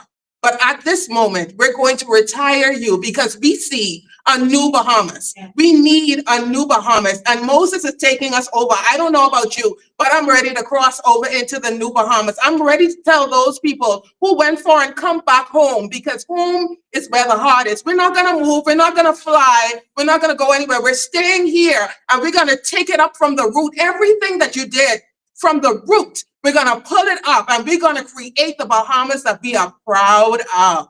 Proud to be Bahamians. We say that every year. July 10th, I'm a proud Bahamian, but guess what? We want to see it every day. We are proud to be Bahamian. So I'm not going to take much time, but I have this special lady, and I think, if I'm correct, that she is running in Mount Moriah. Am I correct? Yes, I am correct. And her name is none other than Miss Linda Stubbs. Linda Christina. I love Christina. Miss Linda Christina Stubbs. So listen, come on down. Let's talk for a moment. Let's give her a round of applause. Yay! Woo! It's your time. It's our time. It's our time. Thank you so much for coming. We appreciate you being here. And people always say, I wonder why they're coming forth, if they want to be another one to go in the cookie jar. Listen, in the New Bahamas, we ain't gonna have that going on. The cookie jar thing and you doing whatever you want to do, that's not gonna happen. We're gonna have people knowing exactly what's going on with our financial reports, everything. People are going to be aware and very learned and educated. So we're not gonna keep you behind the 8 ball and ignorant. And I think that's what many parties do, keep you ignorant to what's going on. But we're gonna pull all the files and we're gonna show all the light and shine the light on every dark situation as we move forward into the new Bahamas. But Miss Linda Christina Stubbs, who are you? Tell the people. Well, good afternoon, good evening, Bahamas. Yes. And it's a pleasure to be here. I'm Linda Christina Stubbs. And by the way, I like the Christina too. And I'm here as the candidate for Mount Moriah, but before that, I'm a mother of 3 children, not children, 3 adults. And I am a grandmother of 3. And I'm a devout Christian. I love the Lord. And I work almost as hard. Well, pretty much the same, I guess. I do the law. If I'm posting something political, I'm going to do something spiritual. Right. It is just that kind of way. So I want a balance in my life.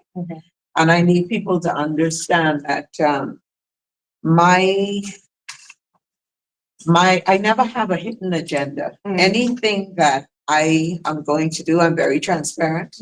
And I do what the Holy Spirit leads me to do. I was a Seventh-day Adventist and recently converted to, what is it? I go to Revolution Church, non-denominational. And a lot of people question as to why I made that move. And it's all a part of a divine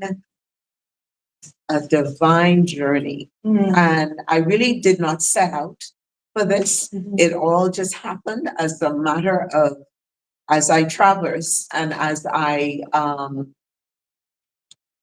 sought to get involved in politics, my Adventist pastor was not supportive of that at all. And of course, I did a lot of things for the church.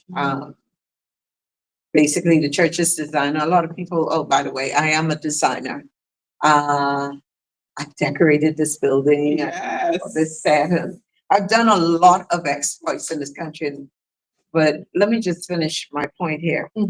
And so, as fate would have it, I ended up going into I spoke to a friend about the fact that my pastor was not supporting of me at the Adventist Church going into politics. And so he recommended me to the pastor of Revolution. He, we connected through him, and he consented to do it for me. And spirituality for me is very important. And no agendas, no hidden agendas. We simply connected. We wanted to, he was willing. And of course, the Adventists are quiet worshipers. I went there and there was the loud music and, the dancing and whatever. And I wasn't used to that, but eventually I got used to it. And I was enjoying it, really and truly. I started to enjoy it. And I often say to people, my spiritual life is now a 360. I have Bible because that is what the Adventists pride themselves in. Bible study, Bible knowledge, and prophecy. And now there's this praise and worship I wasn't accustomed to, but So now I'm enjoying that. And, but I still get Bible because, Pastor Rakino Monka is awesome teacher. We're thankful for Pastor Rakino Monka as well. He's been here and he's blessed the place for us. He's prayed for us, if you guys remember that. So we're grateful to him for all he's done and encouraging us to go forward and do it, Right. My question to you is, why COI? Why now? Who's COI? COI is the Coalition of Independence, for you guys who don't know. Why the COI? Listen, when I first came here, we were COI, COI, right? That's what I called it. I could be wrong, but that's what we were. And so why the COI? Why now? If I could remember, I don't know if you mind me saying, but I think I remember you being with a certain particular party. Now, when I was growing up, right, I grew up in a house, and I'm going to be honest, and I'm going to be transparent, a PLP house. And when you grow up, you know how it goes. You just vote how your parents vote, and that's it. You don't ask no questions. You don't need to know anything else. That's what they voting. That's who the Junkanoo group is. That's who we going for. We are Saxons, we are Valley, we are one family because of our parents, right? And so as we get older, we think and we see, and we're able to devise like, hey, I don't like how this is going. I don't like how that is going. And for me, that's why I transitioned to COI, because I needed to see a better, I needed to see a better Bahamas, not just for me, but for my children, their children, for everyone. So why the Coalition of Independence, and why now? Why the Coalition of Independence? Again, all of my steps are ordered, okay? It was not anything I had set out to do. In fact, I was never to vote. Okay. That's it. Okay. I never campaigned. I didn't know anything about politics. Okay. But you referenced Junkanoo a few minutes ago. Okay. And, of course, you know, I am a Junkanoo legend. I'm also a cultural icon. And, that last, honor was bestowed on me just Independence Pass. Okay. And I want to say that as, someone who has had Junkanoo at my core from I was very young. I lived in the valley, but I always loved the Saxons. Wow. And the reason why I loved the Saxons was the name. Can you imagine? I just loved the name Saxons as I grew up. And so I left the valley to join the Saxons. All right. And it was during, well, before that. The point I'm trying to make is your question was, why COI? Yeah. The person that put a pair of cowbells in my hand at the tender age of about 16 is the same person that brought me to join the COI.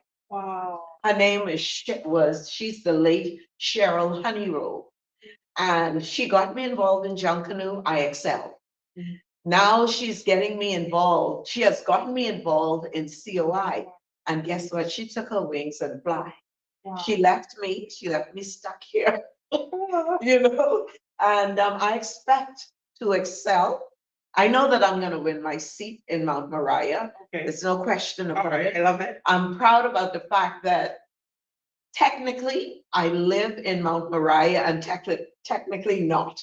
There is one road that separates Tall Pines from Mount Moriah. And I happen to fall on that side. But interestingly, in my same building, are persons who are in Mount Moriah. Wow. So it's interesting when they gerrymander the borders, they don't pay attention to all those details. Yeah, yeah. So that is how it ended up happening. So here I am now she brought me to meet with the chairman and the deputy leader. Wow. We had lunch together. And so I remember the chairman vividly saying, "Oh, you're giving me cold bumps. You really need to do this." Because I was expressing how I felt the state of our country was and what improvements was needed. Yeah. So I didn't make a commitment. Honey committed to them. For me, we call her Honey. Yeah. Cheryl. So she said she's going to do it and I'm going to be there to support her. Well, yeah, that didn't happen like that, but I'm grateful for the fact that she allowed the Holy Spirit to use her to bring me here for such a time as this. Right. And like you, I grew up in a house. I was a PLP all of my life. Yes. One time I deviated and I deviated from the PLP and I joined, I voted for F&M when Hubert Minnis ran. The reason why I voted for Hubert Minnis is because he asked me. We were then Kalani, I think. Yeah. And he's my fellow Bella in the Saxon. So when I found out that he said, "Now, Lindy, I need your support." And I went and I voted F&M for him one time in my life. Okay. Every other time, my mother was like, "If you're not voting PLP, you're staying in this house." There you go. It was just that kind of pressure that we were placed under during that time. Yeah. So, so here I am in the COI, and I can tell you, I can't think of a better place to be right now. Wow. Because I believe that this party and its agenda is a God move, as we say. And I want to move with God. I want to move wherever the Spirit is, wherever I know that Bahamians will be edified, where they'll be blessed, where they're going to receive what God has left for them. Because the other night, on last Sunday, when we had the town meeting on land, one of our speakers was Dexter Edwards from Freeport. He spoke about Jubilee, the time of Jubilee. I did the research on Jubilee. And from the biblical perspective, Jubilee is every 50 years. Right. But Jubilee can be also in 25-year tranches. We are overdue our Jubilee. And Jubilee is a time when you are supposed to reward your citizens. You're supposed to bless them. Yeah. And particularly with land. And so we have not experienced that at all. And we know that the leaders, successive governments for 52 years now, have literally stolen from us, withheld what we should have gotten as citizens of this country. Right. I have a problem with that. And I think it needs to stop now before it affects the next generation and the next generation, because the fight for them will be far more difficult than it is for us. Perfect. You said something, and we are a Christian nation, and we live on that. That is something that I grew up knowing as a child. I'm sure everyone knows that the Bahamas is a Christian nation. And you said something. You said that this party is God-led. This party is something that you believe that God is leading. You believe that God is in this. Could you explain, like, why? Why do you believe this? What do you feel? What is it that you're getting from the Coalition of Independence? The reason why I'm saying that is because the vast majority of the candidates are born-again Christian. Wow. And I mean, born-again Christians in their various faiths.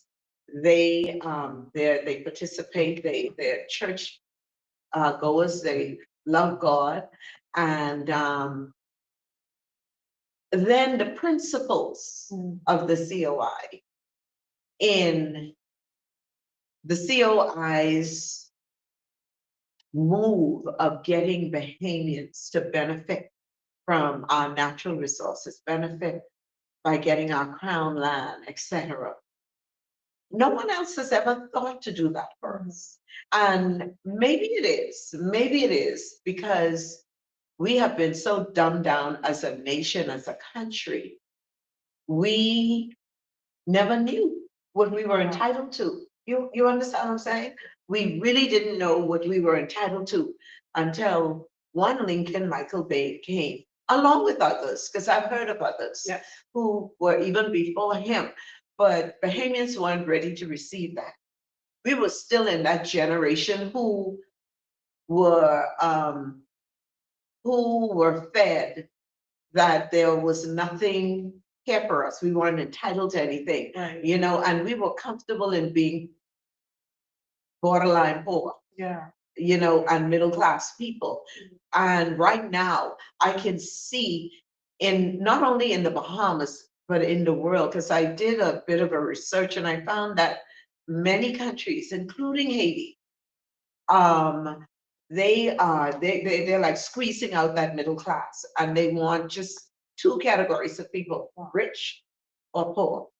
And so this is what the fight of the COI is all about, and that is empowering people. Like we're at the Empowerment Center. Yes, we are. We are here to empower people.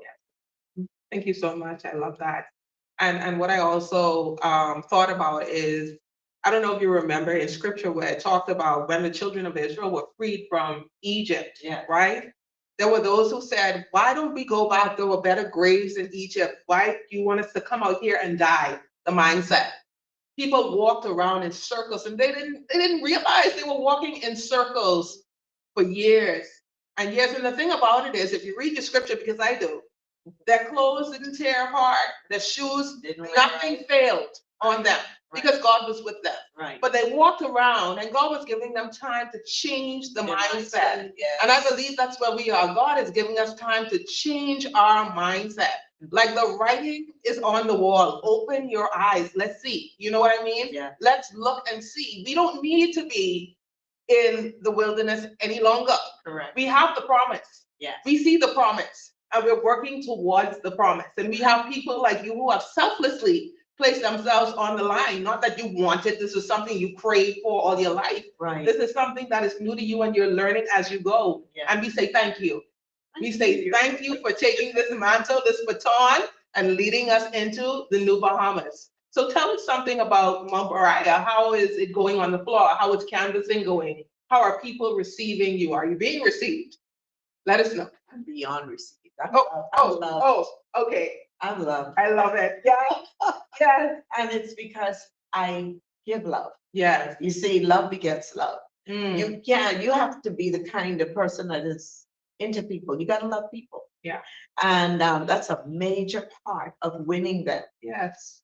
And when I did a video this week, and I had to do it because I hadn't been on the ground in a while. Yeah. Now, when COI was on the ground last year and earlier this year, no other party was on the ground. It was just us. Mm, So they figured we are coming from behind.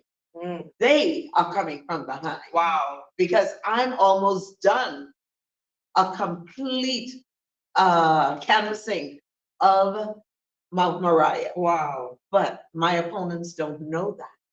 They're thinking since they arrived and they haven't seen me, I'm just giving them an opportunity for the people to really decide, yeah, we don't want you. Wow. Because Marvin Ames was fired from Mhm. Mount Moriah, Yes, you- okay? And Mikhail Bonamy is about to be fired. Why? Because they didn't do a good job. Neither of them. I mean, Marvin Ames, I've heard some positive things, but the PLP and FNM are not about the people. They're not about us. Wow. They are about themselves. And we watch them. And, getting into politics for the first time, I started to pay attention. And I saw the swearing in. I saw the pomp and pageantry of everything when this government won. Yeah. Then I saw all the trips and the travels and the parties, and everything was done high end, above board, waste of money for a lot of things. And I looked at that, and then I go into Yellow Elder Gardens. I go into Yellow Elder Gardens, and I spoke with a lady, and she was a single mother with several children, house run down, all the rest of it. And I said, are you happy with your member of parliament? Oh, I'm very happy with my member of parliament. Wow. So I said, how is that? And so she said she had a heart condition. And she said, he gives me a few dollars whenever I need to go to the hospital Wow. to see the doctor.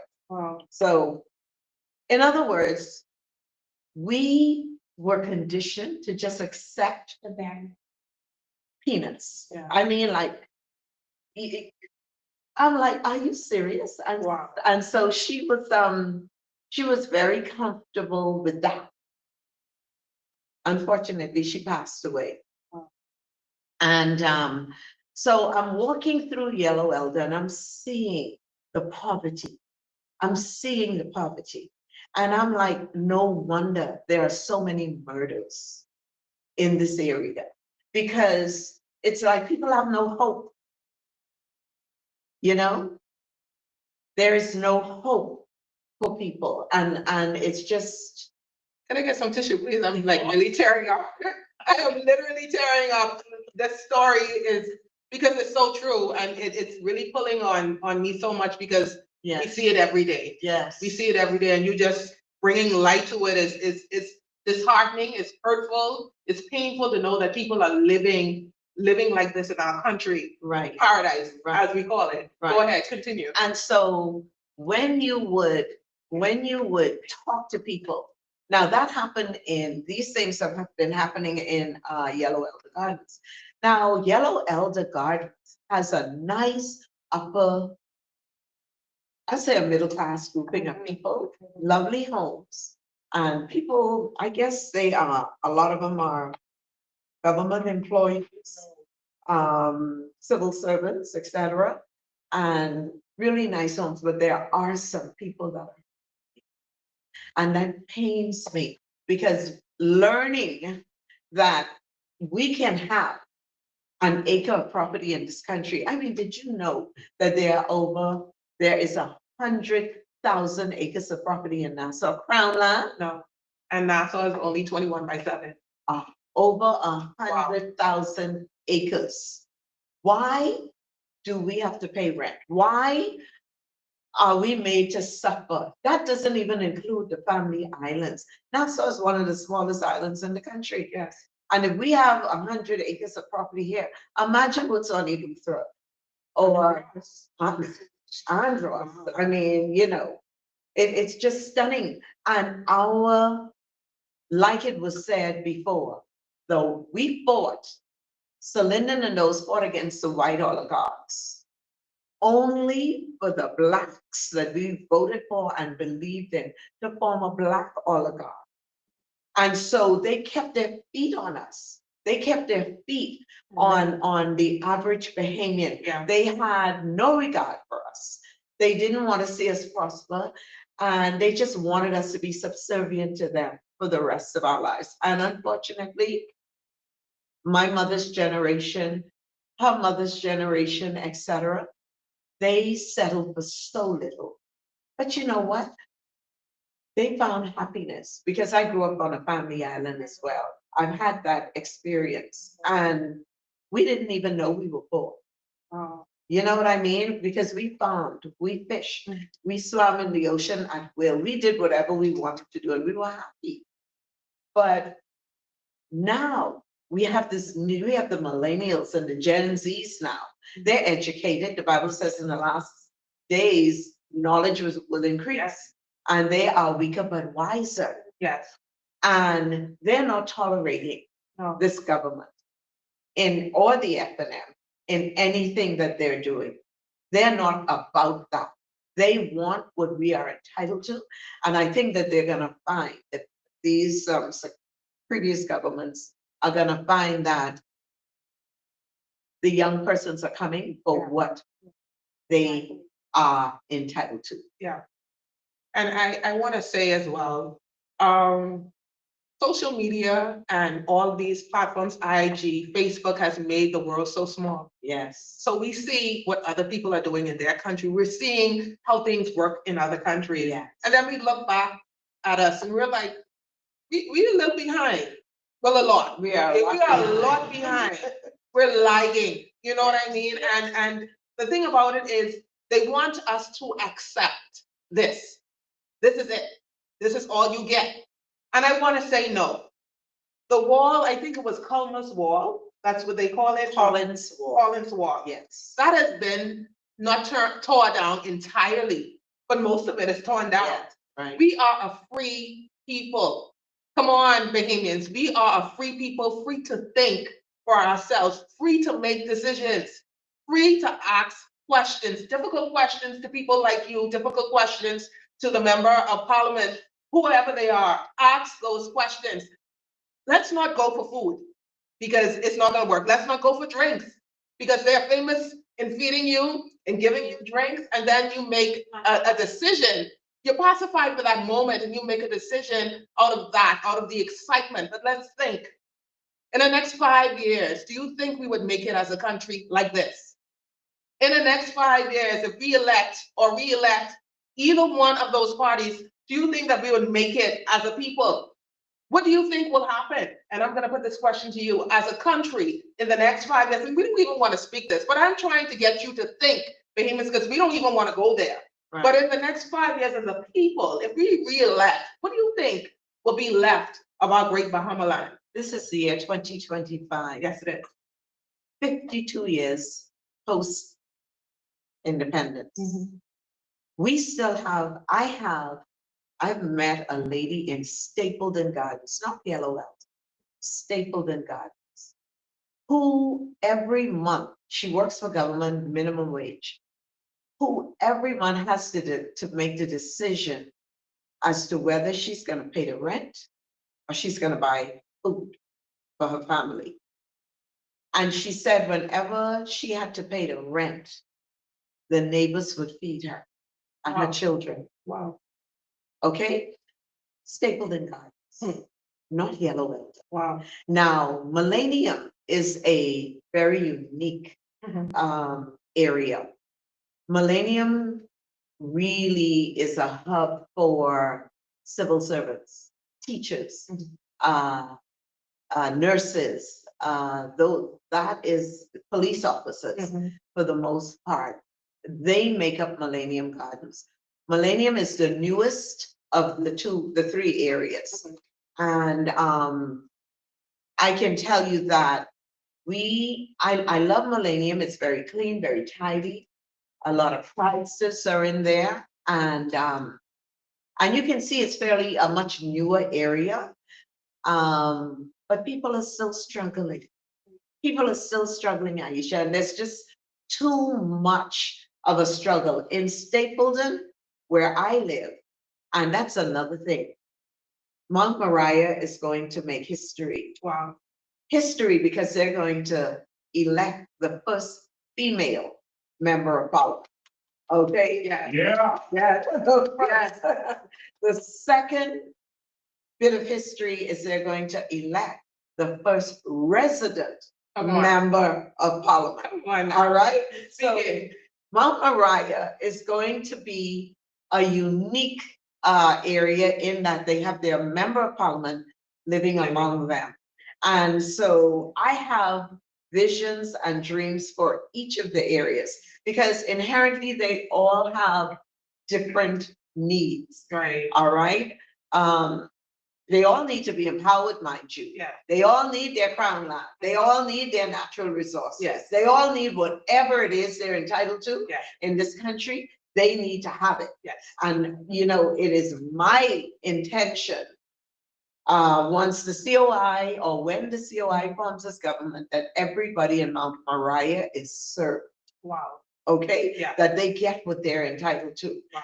And moreover, the fundamental mistake that all of the governments in the past have made, they cater to foreigners, special interests, and they neglect us. Wow.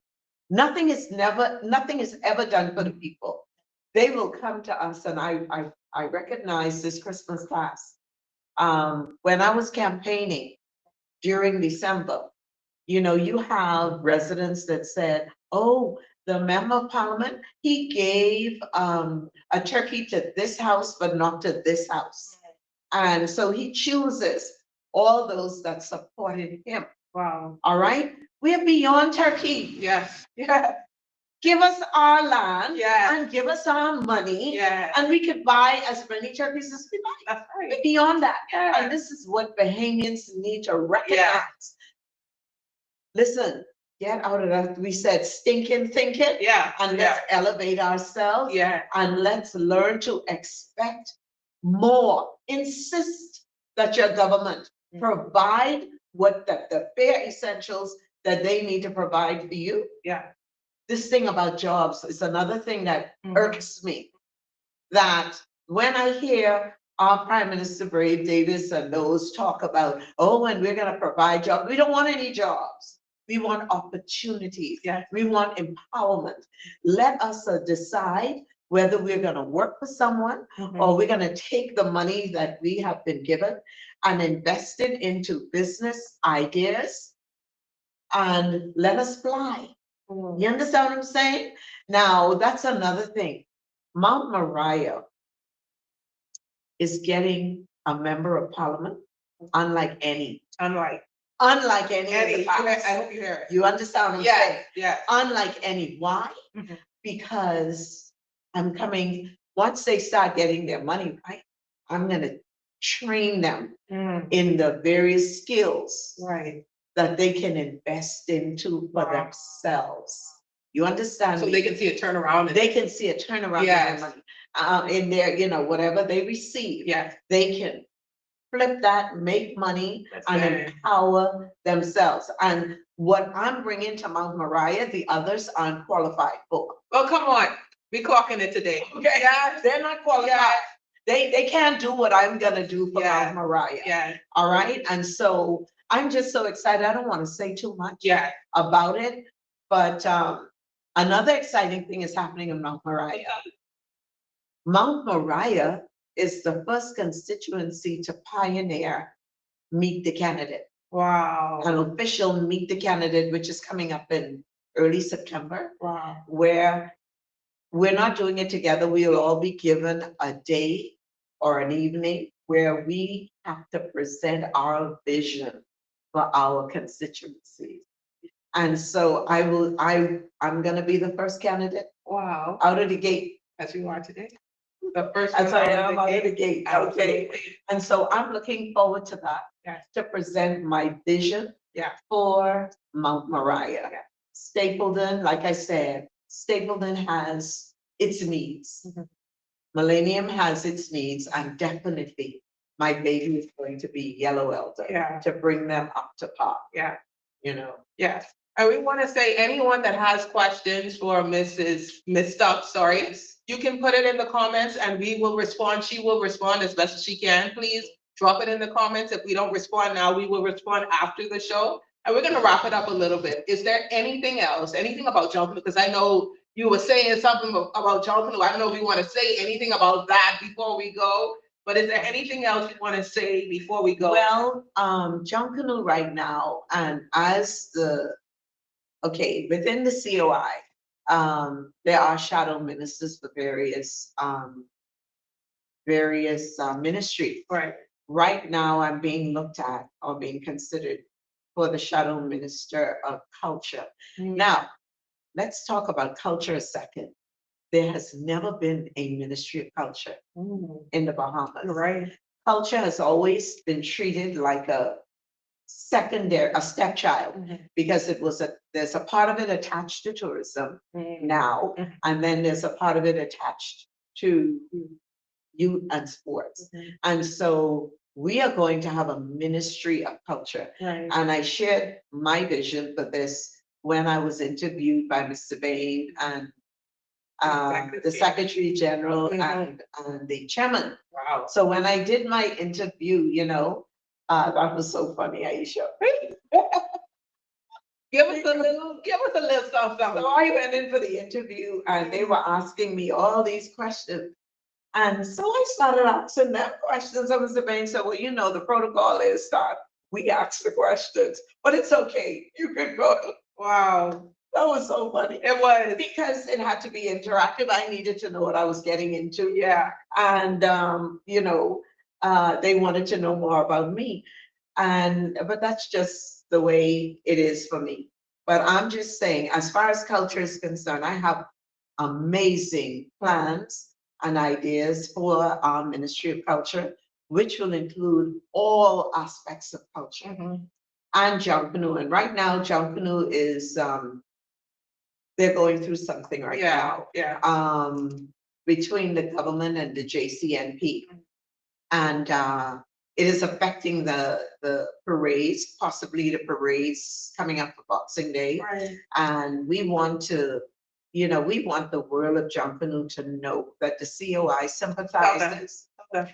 We sympathize with you. Yes. We feel the pain, because tonight, Junkanooers to rush in Fox Hill tonight, they have to rush in white shirts. Wow. They can't represent a group. They can only go there as a group of people. Wow. To just rush. They can't compete as they are accustomed to competing, because there is a protest. And it's just so unfair to the participants of Junkanoo. For me, I would have been upset if I couldn't rush with my group to compete. Right. But these guys are determined. We're not gonna neglect Fox Hill, because those persons would have invested monies in food items, etc. And then suddenly you want to say, because you're mad with the government in the JCNP, we are not going to rush. And no, they found a way. They found a way to go up to Fox Hill and support them. And as the person for culture in the COI, I support the Junkanooers in that regard. But Aisha, this whole thing came about. Timing is my problem. Okay. I feel that this is something the government could have delayed until January. Why are you rushing to make this happen now? Obviously, we know in the background, it's a political thing. It's a hidden agenda. They want to say, oh, the government of the Bahamas has done this for Junkanoo and all. No, Junkanoo ain't buying into that. Yeah. They're not buying into that. And so timing, their timing is completely off. Yeah. Right now, Junkanoos want to be in the shop. They want to be practicing. They want to be getting their costumes and designing and Right. pasting. They don't want to be in the middle of a brawl. No. And so there's a brawl now happening. Yeah. And we really sympathize with them, but we want you to know, Junkanoos, we have the answers, and we're not gonna be the type of government that dictate to you. We're gonna be a government that includes you in our decision-making processes. Yes. You know, and again, like I said, I have a tremendous amount of plans for the Ministry of Culture. And I have a little bit more of a responsibility than just culture, but we'll talk about that. We let a little bit out, so you guys know this beautiful faith is going to do wonders. Yes. As she, moves through and do whatever it is that she is called to do. Yes. And Junkanoo, our heart goes out to you, as you go out there. We know that, Junkanoo is the heartbeat of our country, really. Every time you go somewhere, you hear tourists talk about Junkanoo. It's the greatest show in the world. The greatest. But it's the greatest show in the world, but it's treated so shabbily. Aisha, this is 2025. I hope you had a passion. This is 2025. Yes. And the seed funding for an A category group of 250 to 300 people or more in an A category group is $30,000. Wow. Wow. All right? Yeah. So what does that tell you? That tells you that spectacular show you see on Bay Street is funded by the people. The people. They put their hands in their pockets and they fund their costumes. Yeah. Now the banner, the lead costumes, there are sponsors that various groups get. And another thing, like anything else, we need transparency in Junkanoo. Yeah. All right, we know that there's some underlining corrupt activities, but we're gonna bring that into under subjection. Why? Because the COI is increasing that seed funding from 30,000 to 300. Wow. For each group. So you now have proper funding for New Year's, and get this, that 30,000, that is for New Year's and Boxing Day. Oh, really? Both parades? Both parades. Wow. That's like one costume. You understand? That's only a banner. Yes, because You those understand? banners are huge, feathers and everything that goes into it is so expensive. Right. Especially if you have to bring it in. Right. Everything has to be bought in. Yeah. And so we are going to, the A category groups will get the 300,000 and the B category groups get 100,000. And this is also subject to change because once our wealth becomes common among us, then we can afford to do whatever we like. Yes. You know what I mean? But imagine the children who don't get gifts because their father is involved in Junkanoo. And he has to use some of his money that he should be spending for the children to fund his costume in 2025. Yeah, it's ridiculous. Really? I mean, the government ought to be ashamed of themselves. Yeah. But they'll boast about the fact that they increased it to the $30,000. And get this though, the first prize for a category group is $25,000. Wow. What are you gonna do? You could hardly have a party for that many people. Yeah. You understand what I'm saying? So I have plans, I have ideas, and I can't divulge all of it because we have to run it through the Junkanoos first. Yeah. And get them to accept it. Yeah. And we go from there. Yeah. So what she's basically saying is, we're not gonna force feed you to agree with whatever we say. Whatever we come up with, that's what you have to know. We're gonna come to you and we may have a referendum with the Junkanoos to find out, hey, how do you feel about this? Yes. How do you feel about that? Right. And so I'm excited about this new Bahamas. I don't know about you, but I'm excited just sitting here and talking to you. I'm so excited, overjoyed. It's such a breath of fresh air. Yes. You know? Yes. But you know what makes it that? Yeah. is we never had this. Yes. And I often say, cut the Bahamian people some slack. Don't talk about what they did in the past. Yeah. They never had a third party like the COI. Come on now. Never, never. Yeah. And not only that, the COI may be the third party, but we're the first in vision. Come on. We're the first in ideas, goals, plans, objectives Yeah. for the Bahamas. Yeah. So there's nothing third about us. Yes. If anybody's third, it's the other two. Okay? Yeah. They're the third. Yeah. But when it comes to vision, the COI is first and front and center in what we are going to do in the New Bahamas. Yeah. I'm excited, guys. Like, I don't know about you. I'm very excited. I'm overjoyed about the New Bahamas. I'm overjoyed about the vision for the New Bahamas. I'm overjoyed about the 2030 vision that we have. 2030, come on, we're in 2025, 26, 27, like years ahead because of vision, because of our leader and our chairman and everybody who comes together to make it work. Yes. We can make the Bahamas work. Yes. We can, and we will.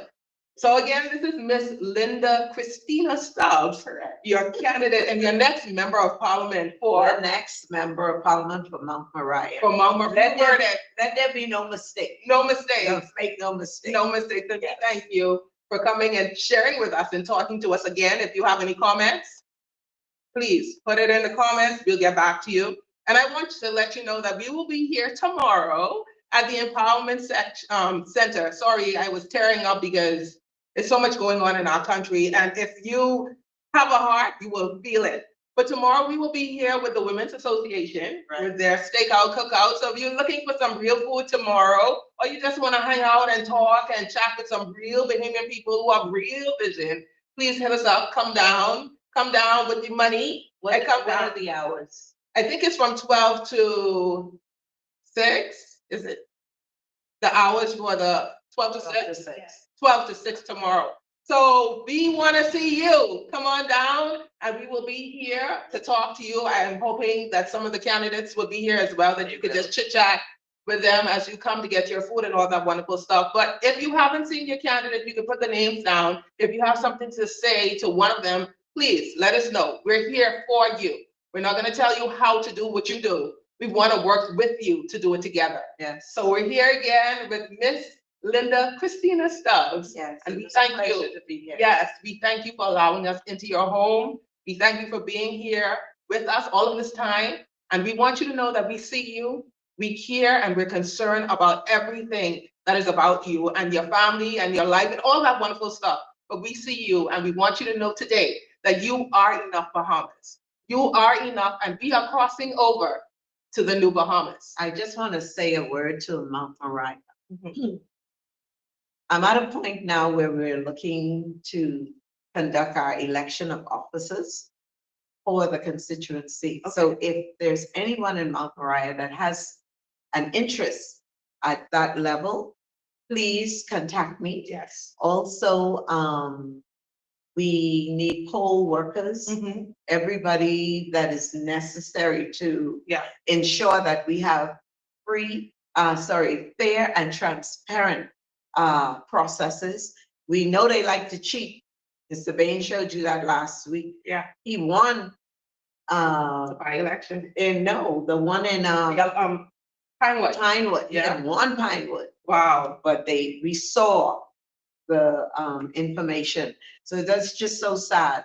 Nobody's gonna take Mount Moriah from me. No. All right? No, we're not having that. So if you have an interest, please hit me up. I'm on social media. I'm on Facebook, Linda Christina Stubbs, and inbox me a message. Additionally, when I'll be coming around soon, and we're gonna be blocking out Mount Moriah really soon. Stay tuned. I'm not gonna tell you when. It's gonna be a surprise, but we're coming down in full force. The COI is coming in full force. And you'll know the day of that we'll be doing our blackout. All right? So thanks again. You're very welcome. And again, a gracious host. I am your host, Aisha Claire. Yeah.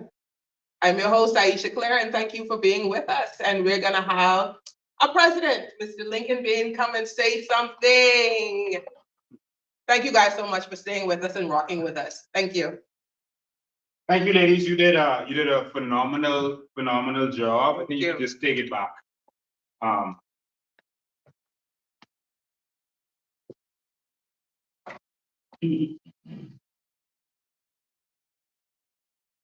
Yeah, I think you guys, you did a phenomenal job.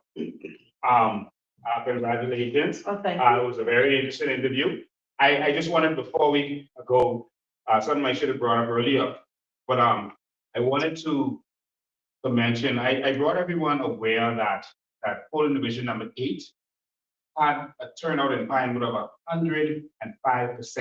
My God. The other polling divisions had 40 to 50%. Right. Turnout. But that polling division had 105%. And then polling division number 11 had almost 100%, like 90 something percent turnout, which means it shouldn't happen. That's impossible. Wow. It never happens. And so I did some investigation, and I also spoke to the present parliamentary commissioner and the former, who was there at the time. I spoke to Mr. Taylor, who said that should not be. It's kind of impossible. And he's going to check it out. And also, I spoke to the present one, commissioner, and he is saying that should not be. It clearly appears to be something wrong, that they tried to steal Pinewood. He didn't say they tried to steal, he said there's something wrong there. Yeah. I'm saying that they tried to steal Pinewood.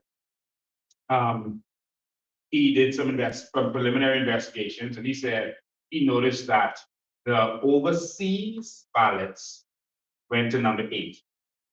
All right. He says the overseas ballot went there, and there was well over 200 overseas ballots. Like all those people for Pinewood. Wow, I thought you meant all of them. Overseas? You No, mean no. just Pinewood overseas? Just Pinewood. Oh, no. Overseas ballot was over 200 people. Wow. Now you'll remember the overseas ballot, no one from the parties are there to monitor what's happening. Only them there. And you come and vote in front of them, and they set it and say, that's who votes. So whatever they want to happen, happens, and there's no oversight. Wow. Moving forward, we need to make sure that if a party is able to put their people in place, that their people should be there also monitoring what happens, because that's a way to cheat the elections. Yeah. And so he's telling me that one of the things he saw, it still doesn't justify it, but one of the things he saw was that the overseas ballots went there. Right. All right. And so that still doesn't explain it for me. So even if that's advanced poll and overseas ballot, that still doesn't make any sense. Right. Because I asked him, what about polling division number 11? Because the same thing happened there. Right. So he said, yeah, explain it yet. He's still investigating. So I just wanted to update everyone that you saw what happened at the last election. You saw where they refused to seal the Pinewood boxes. Yeah. They refused to. I had to stand up in front of the bus. Some people think that I'm too radical, but sometimes you have to do what it takes. Yeah. You know, so I stood up in front of the bus and forced them to seal it. But nonetheless, they still went in the box, and they wanted us to agree to something. And I said, I'll agree to let us see the boxes. Right. And they let us come and see the boxes. The Pinewood box was unsealed. The envelope that had the keys was open and on top of the box. Wow. All right, none of the other keys was on top of the box. Wow. And the box was hidden all the way in the back of the safe. The ballots should not be kept at police headquarters this time. Right. They kept it there because they know that you wouldn't have been able to monitor it, to see who goes in and out. Okay. You know, if it's at the parliamentary register, where it always is, you could park outside and see who's going in and out. Right. But at the police headquarters, you can't just park up there and hang out there. Right. And so that's why they did it. And you will remember that minister had already made an agreement with Greg Davis to just turn it over.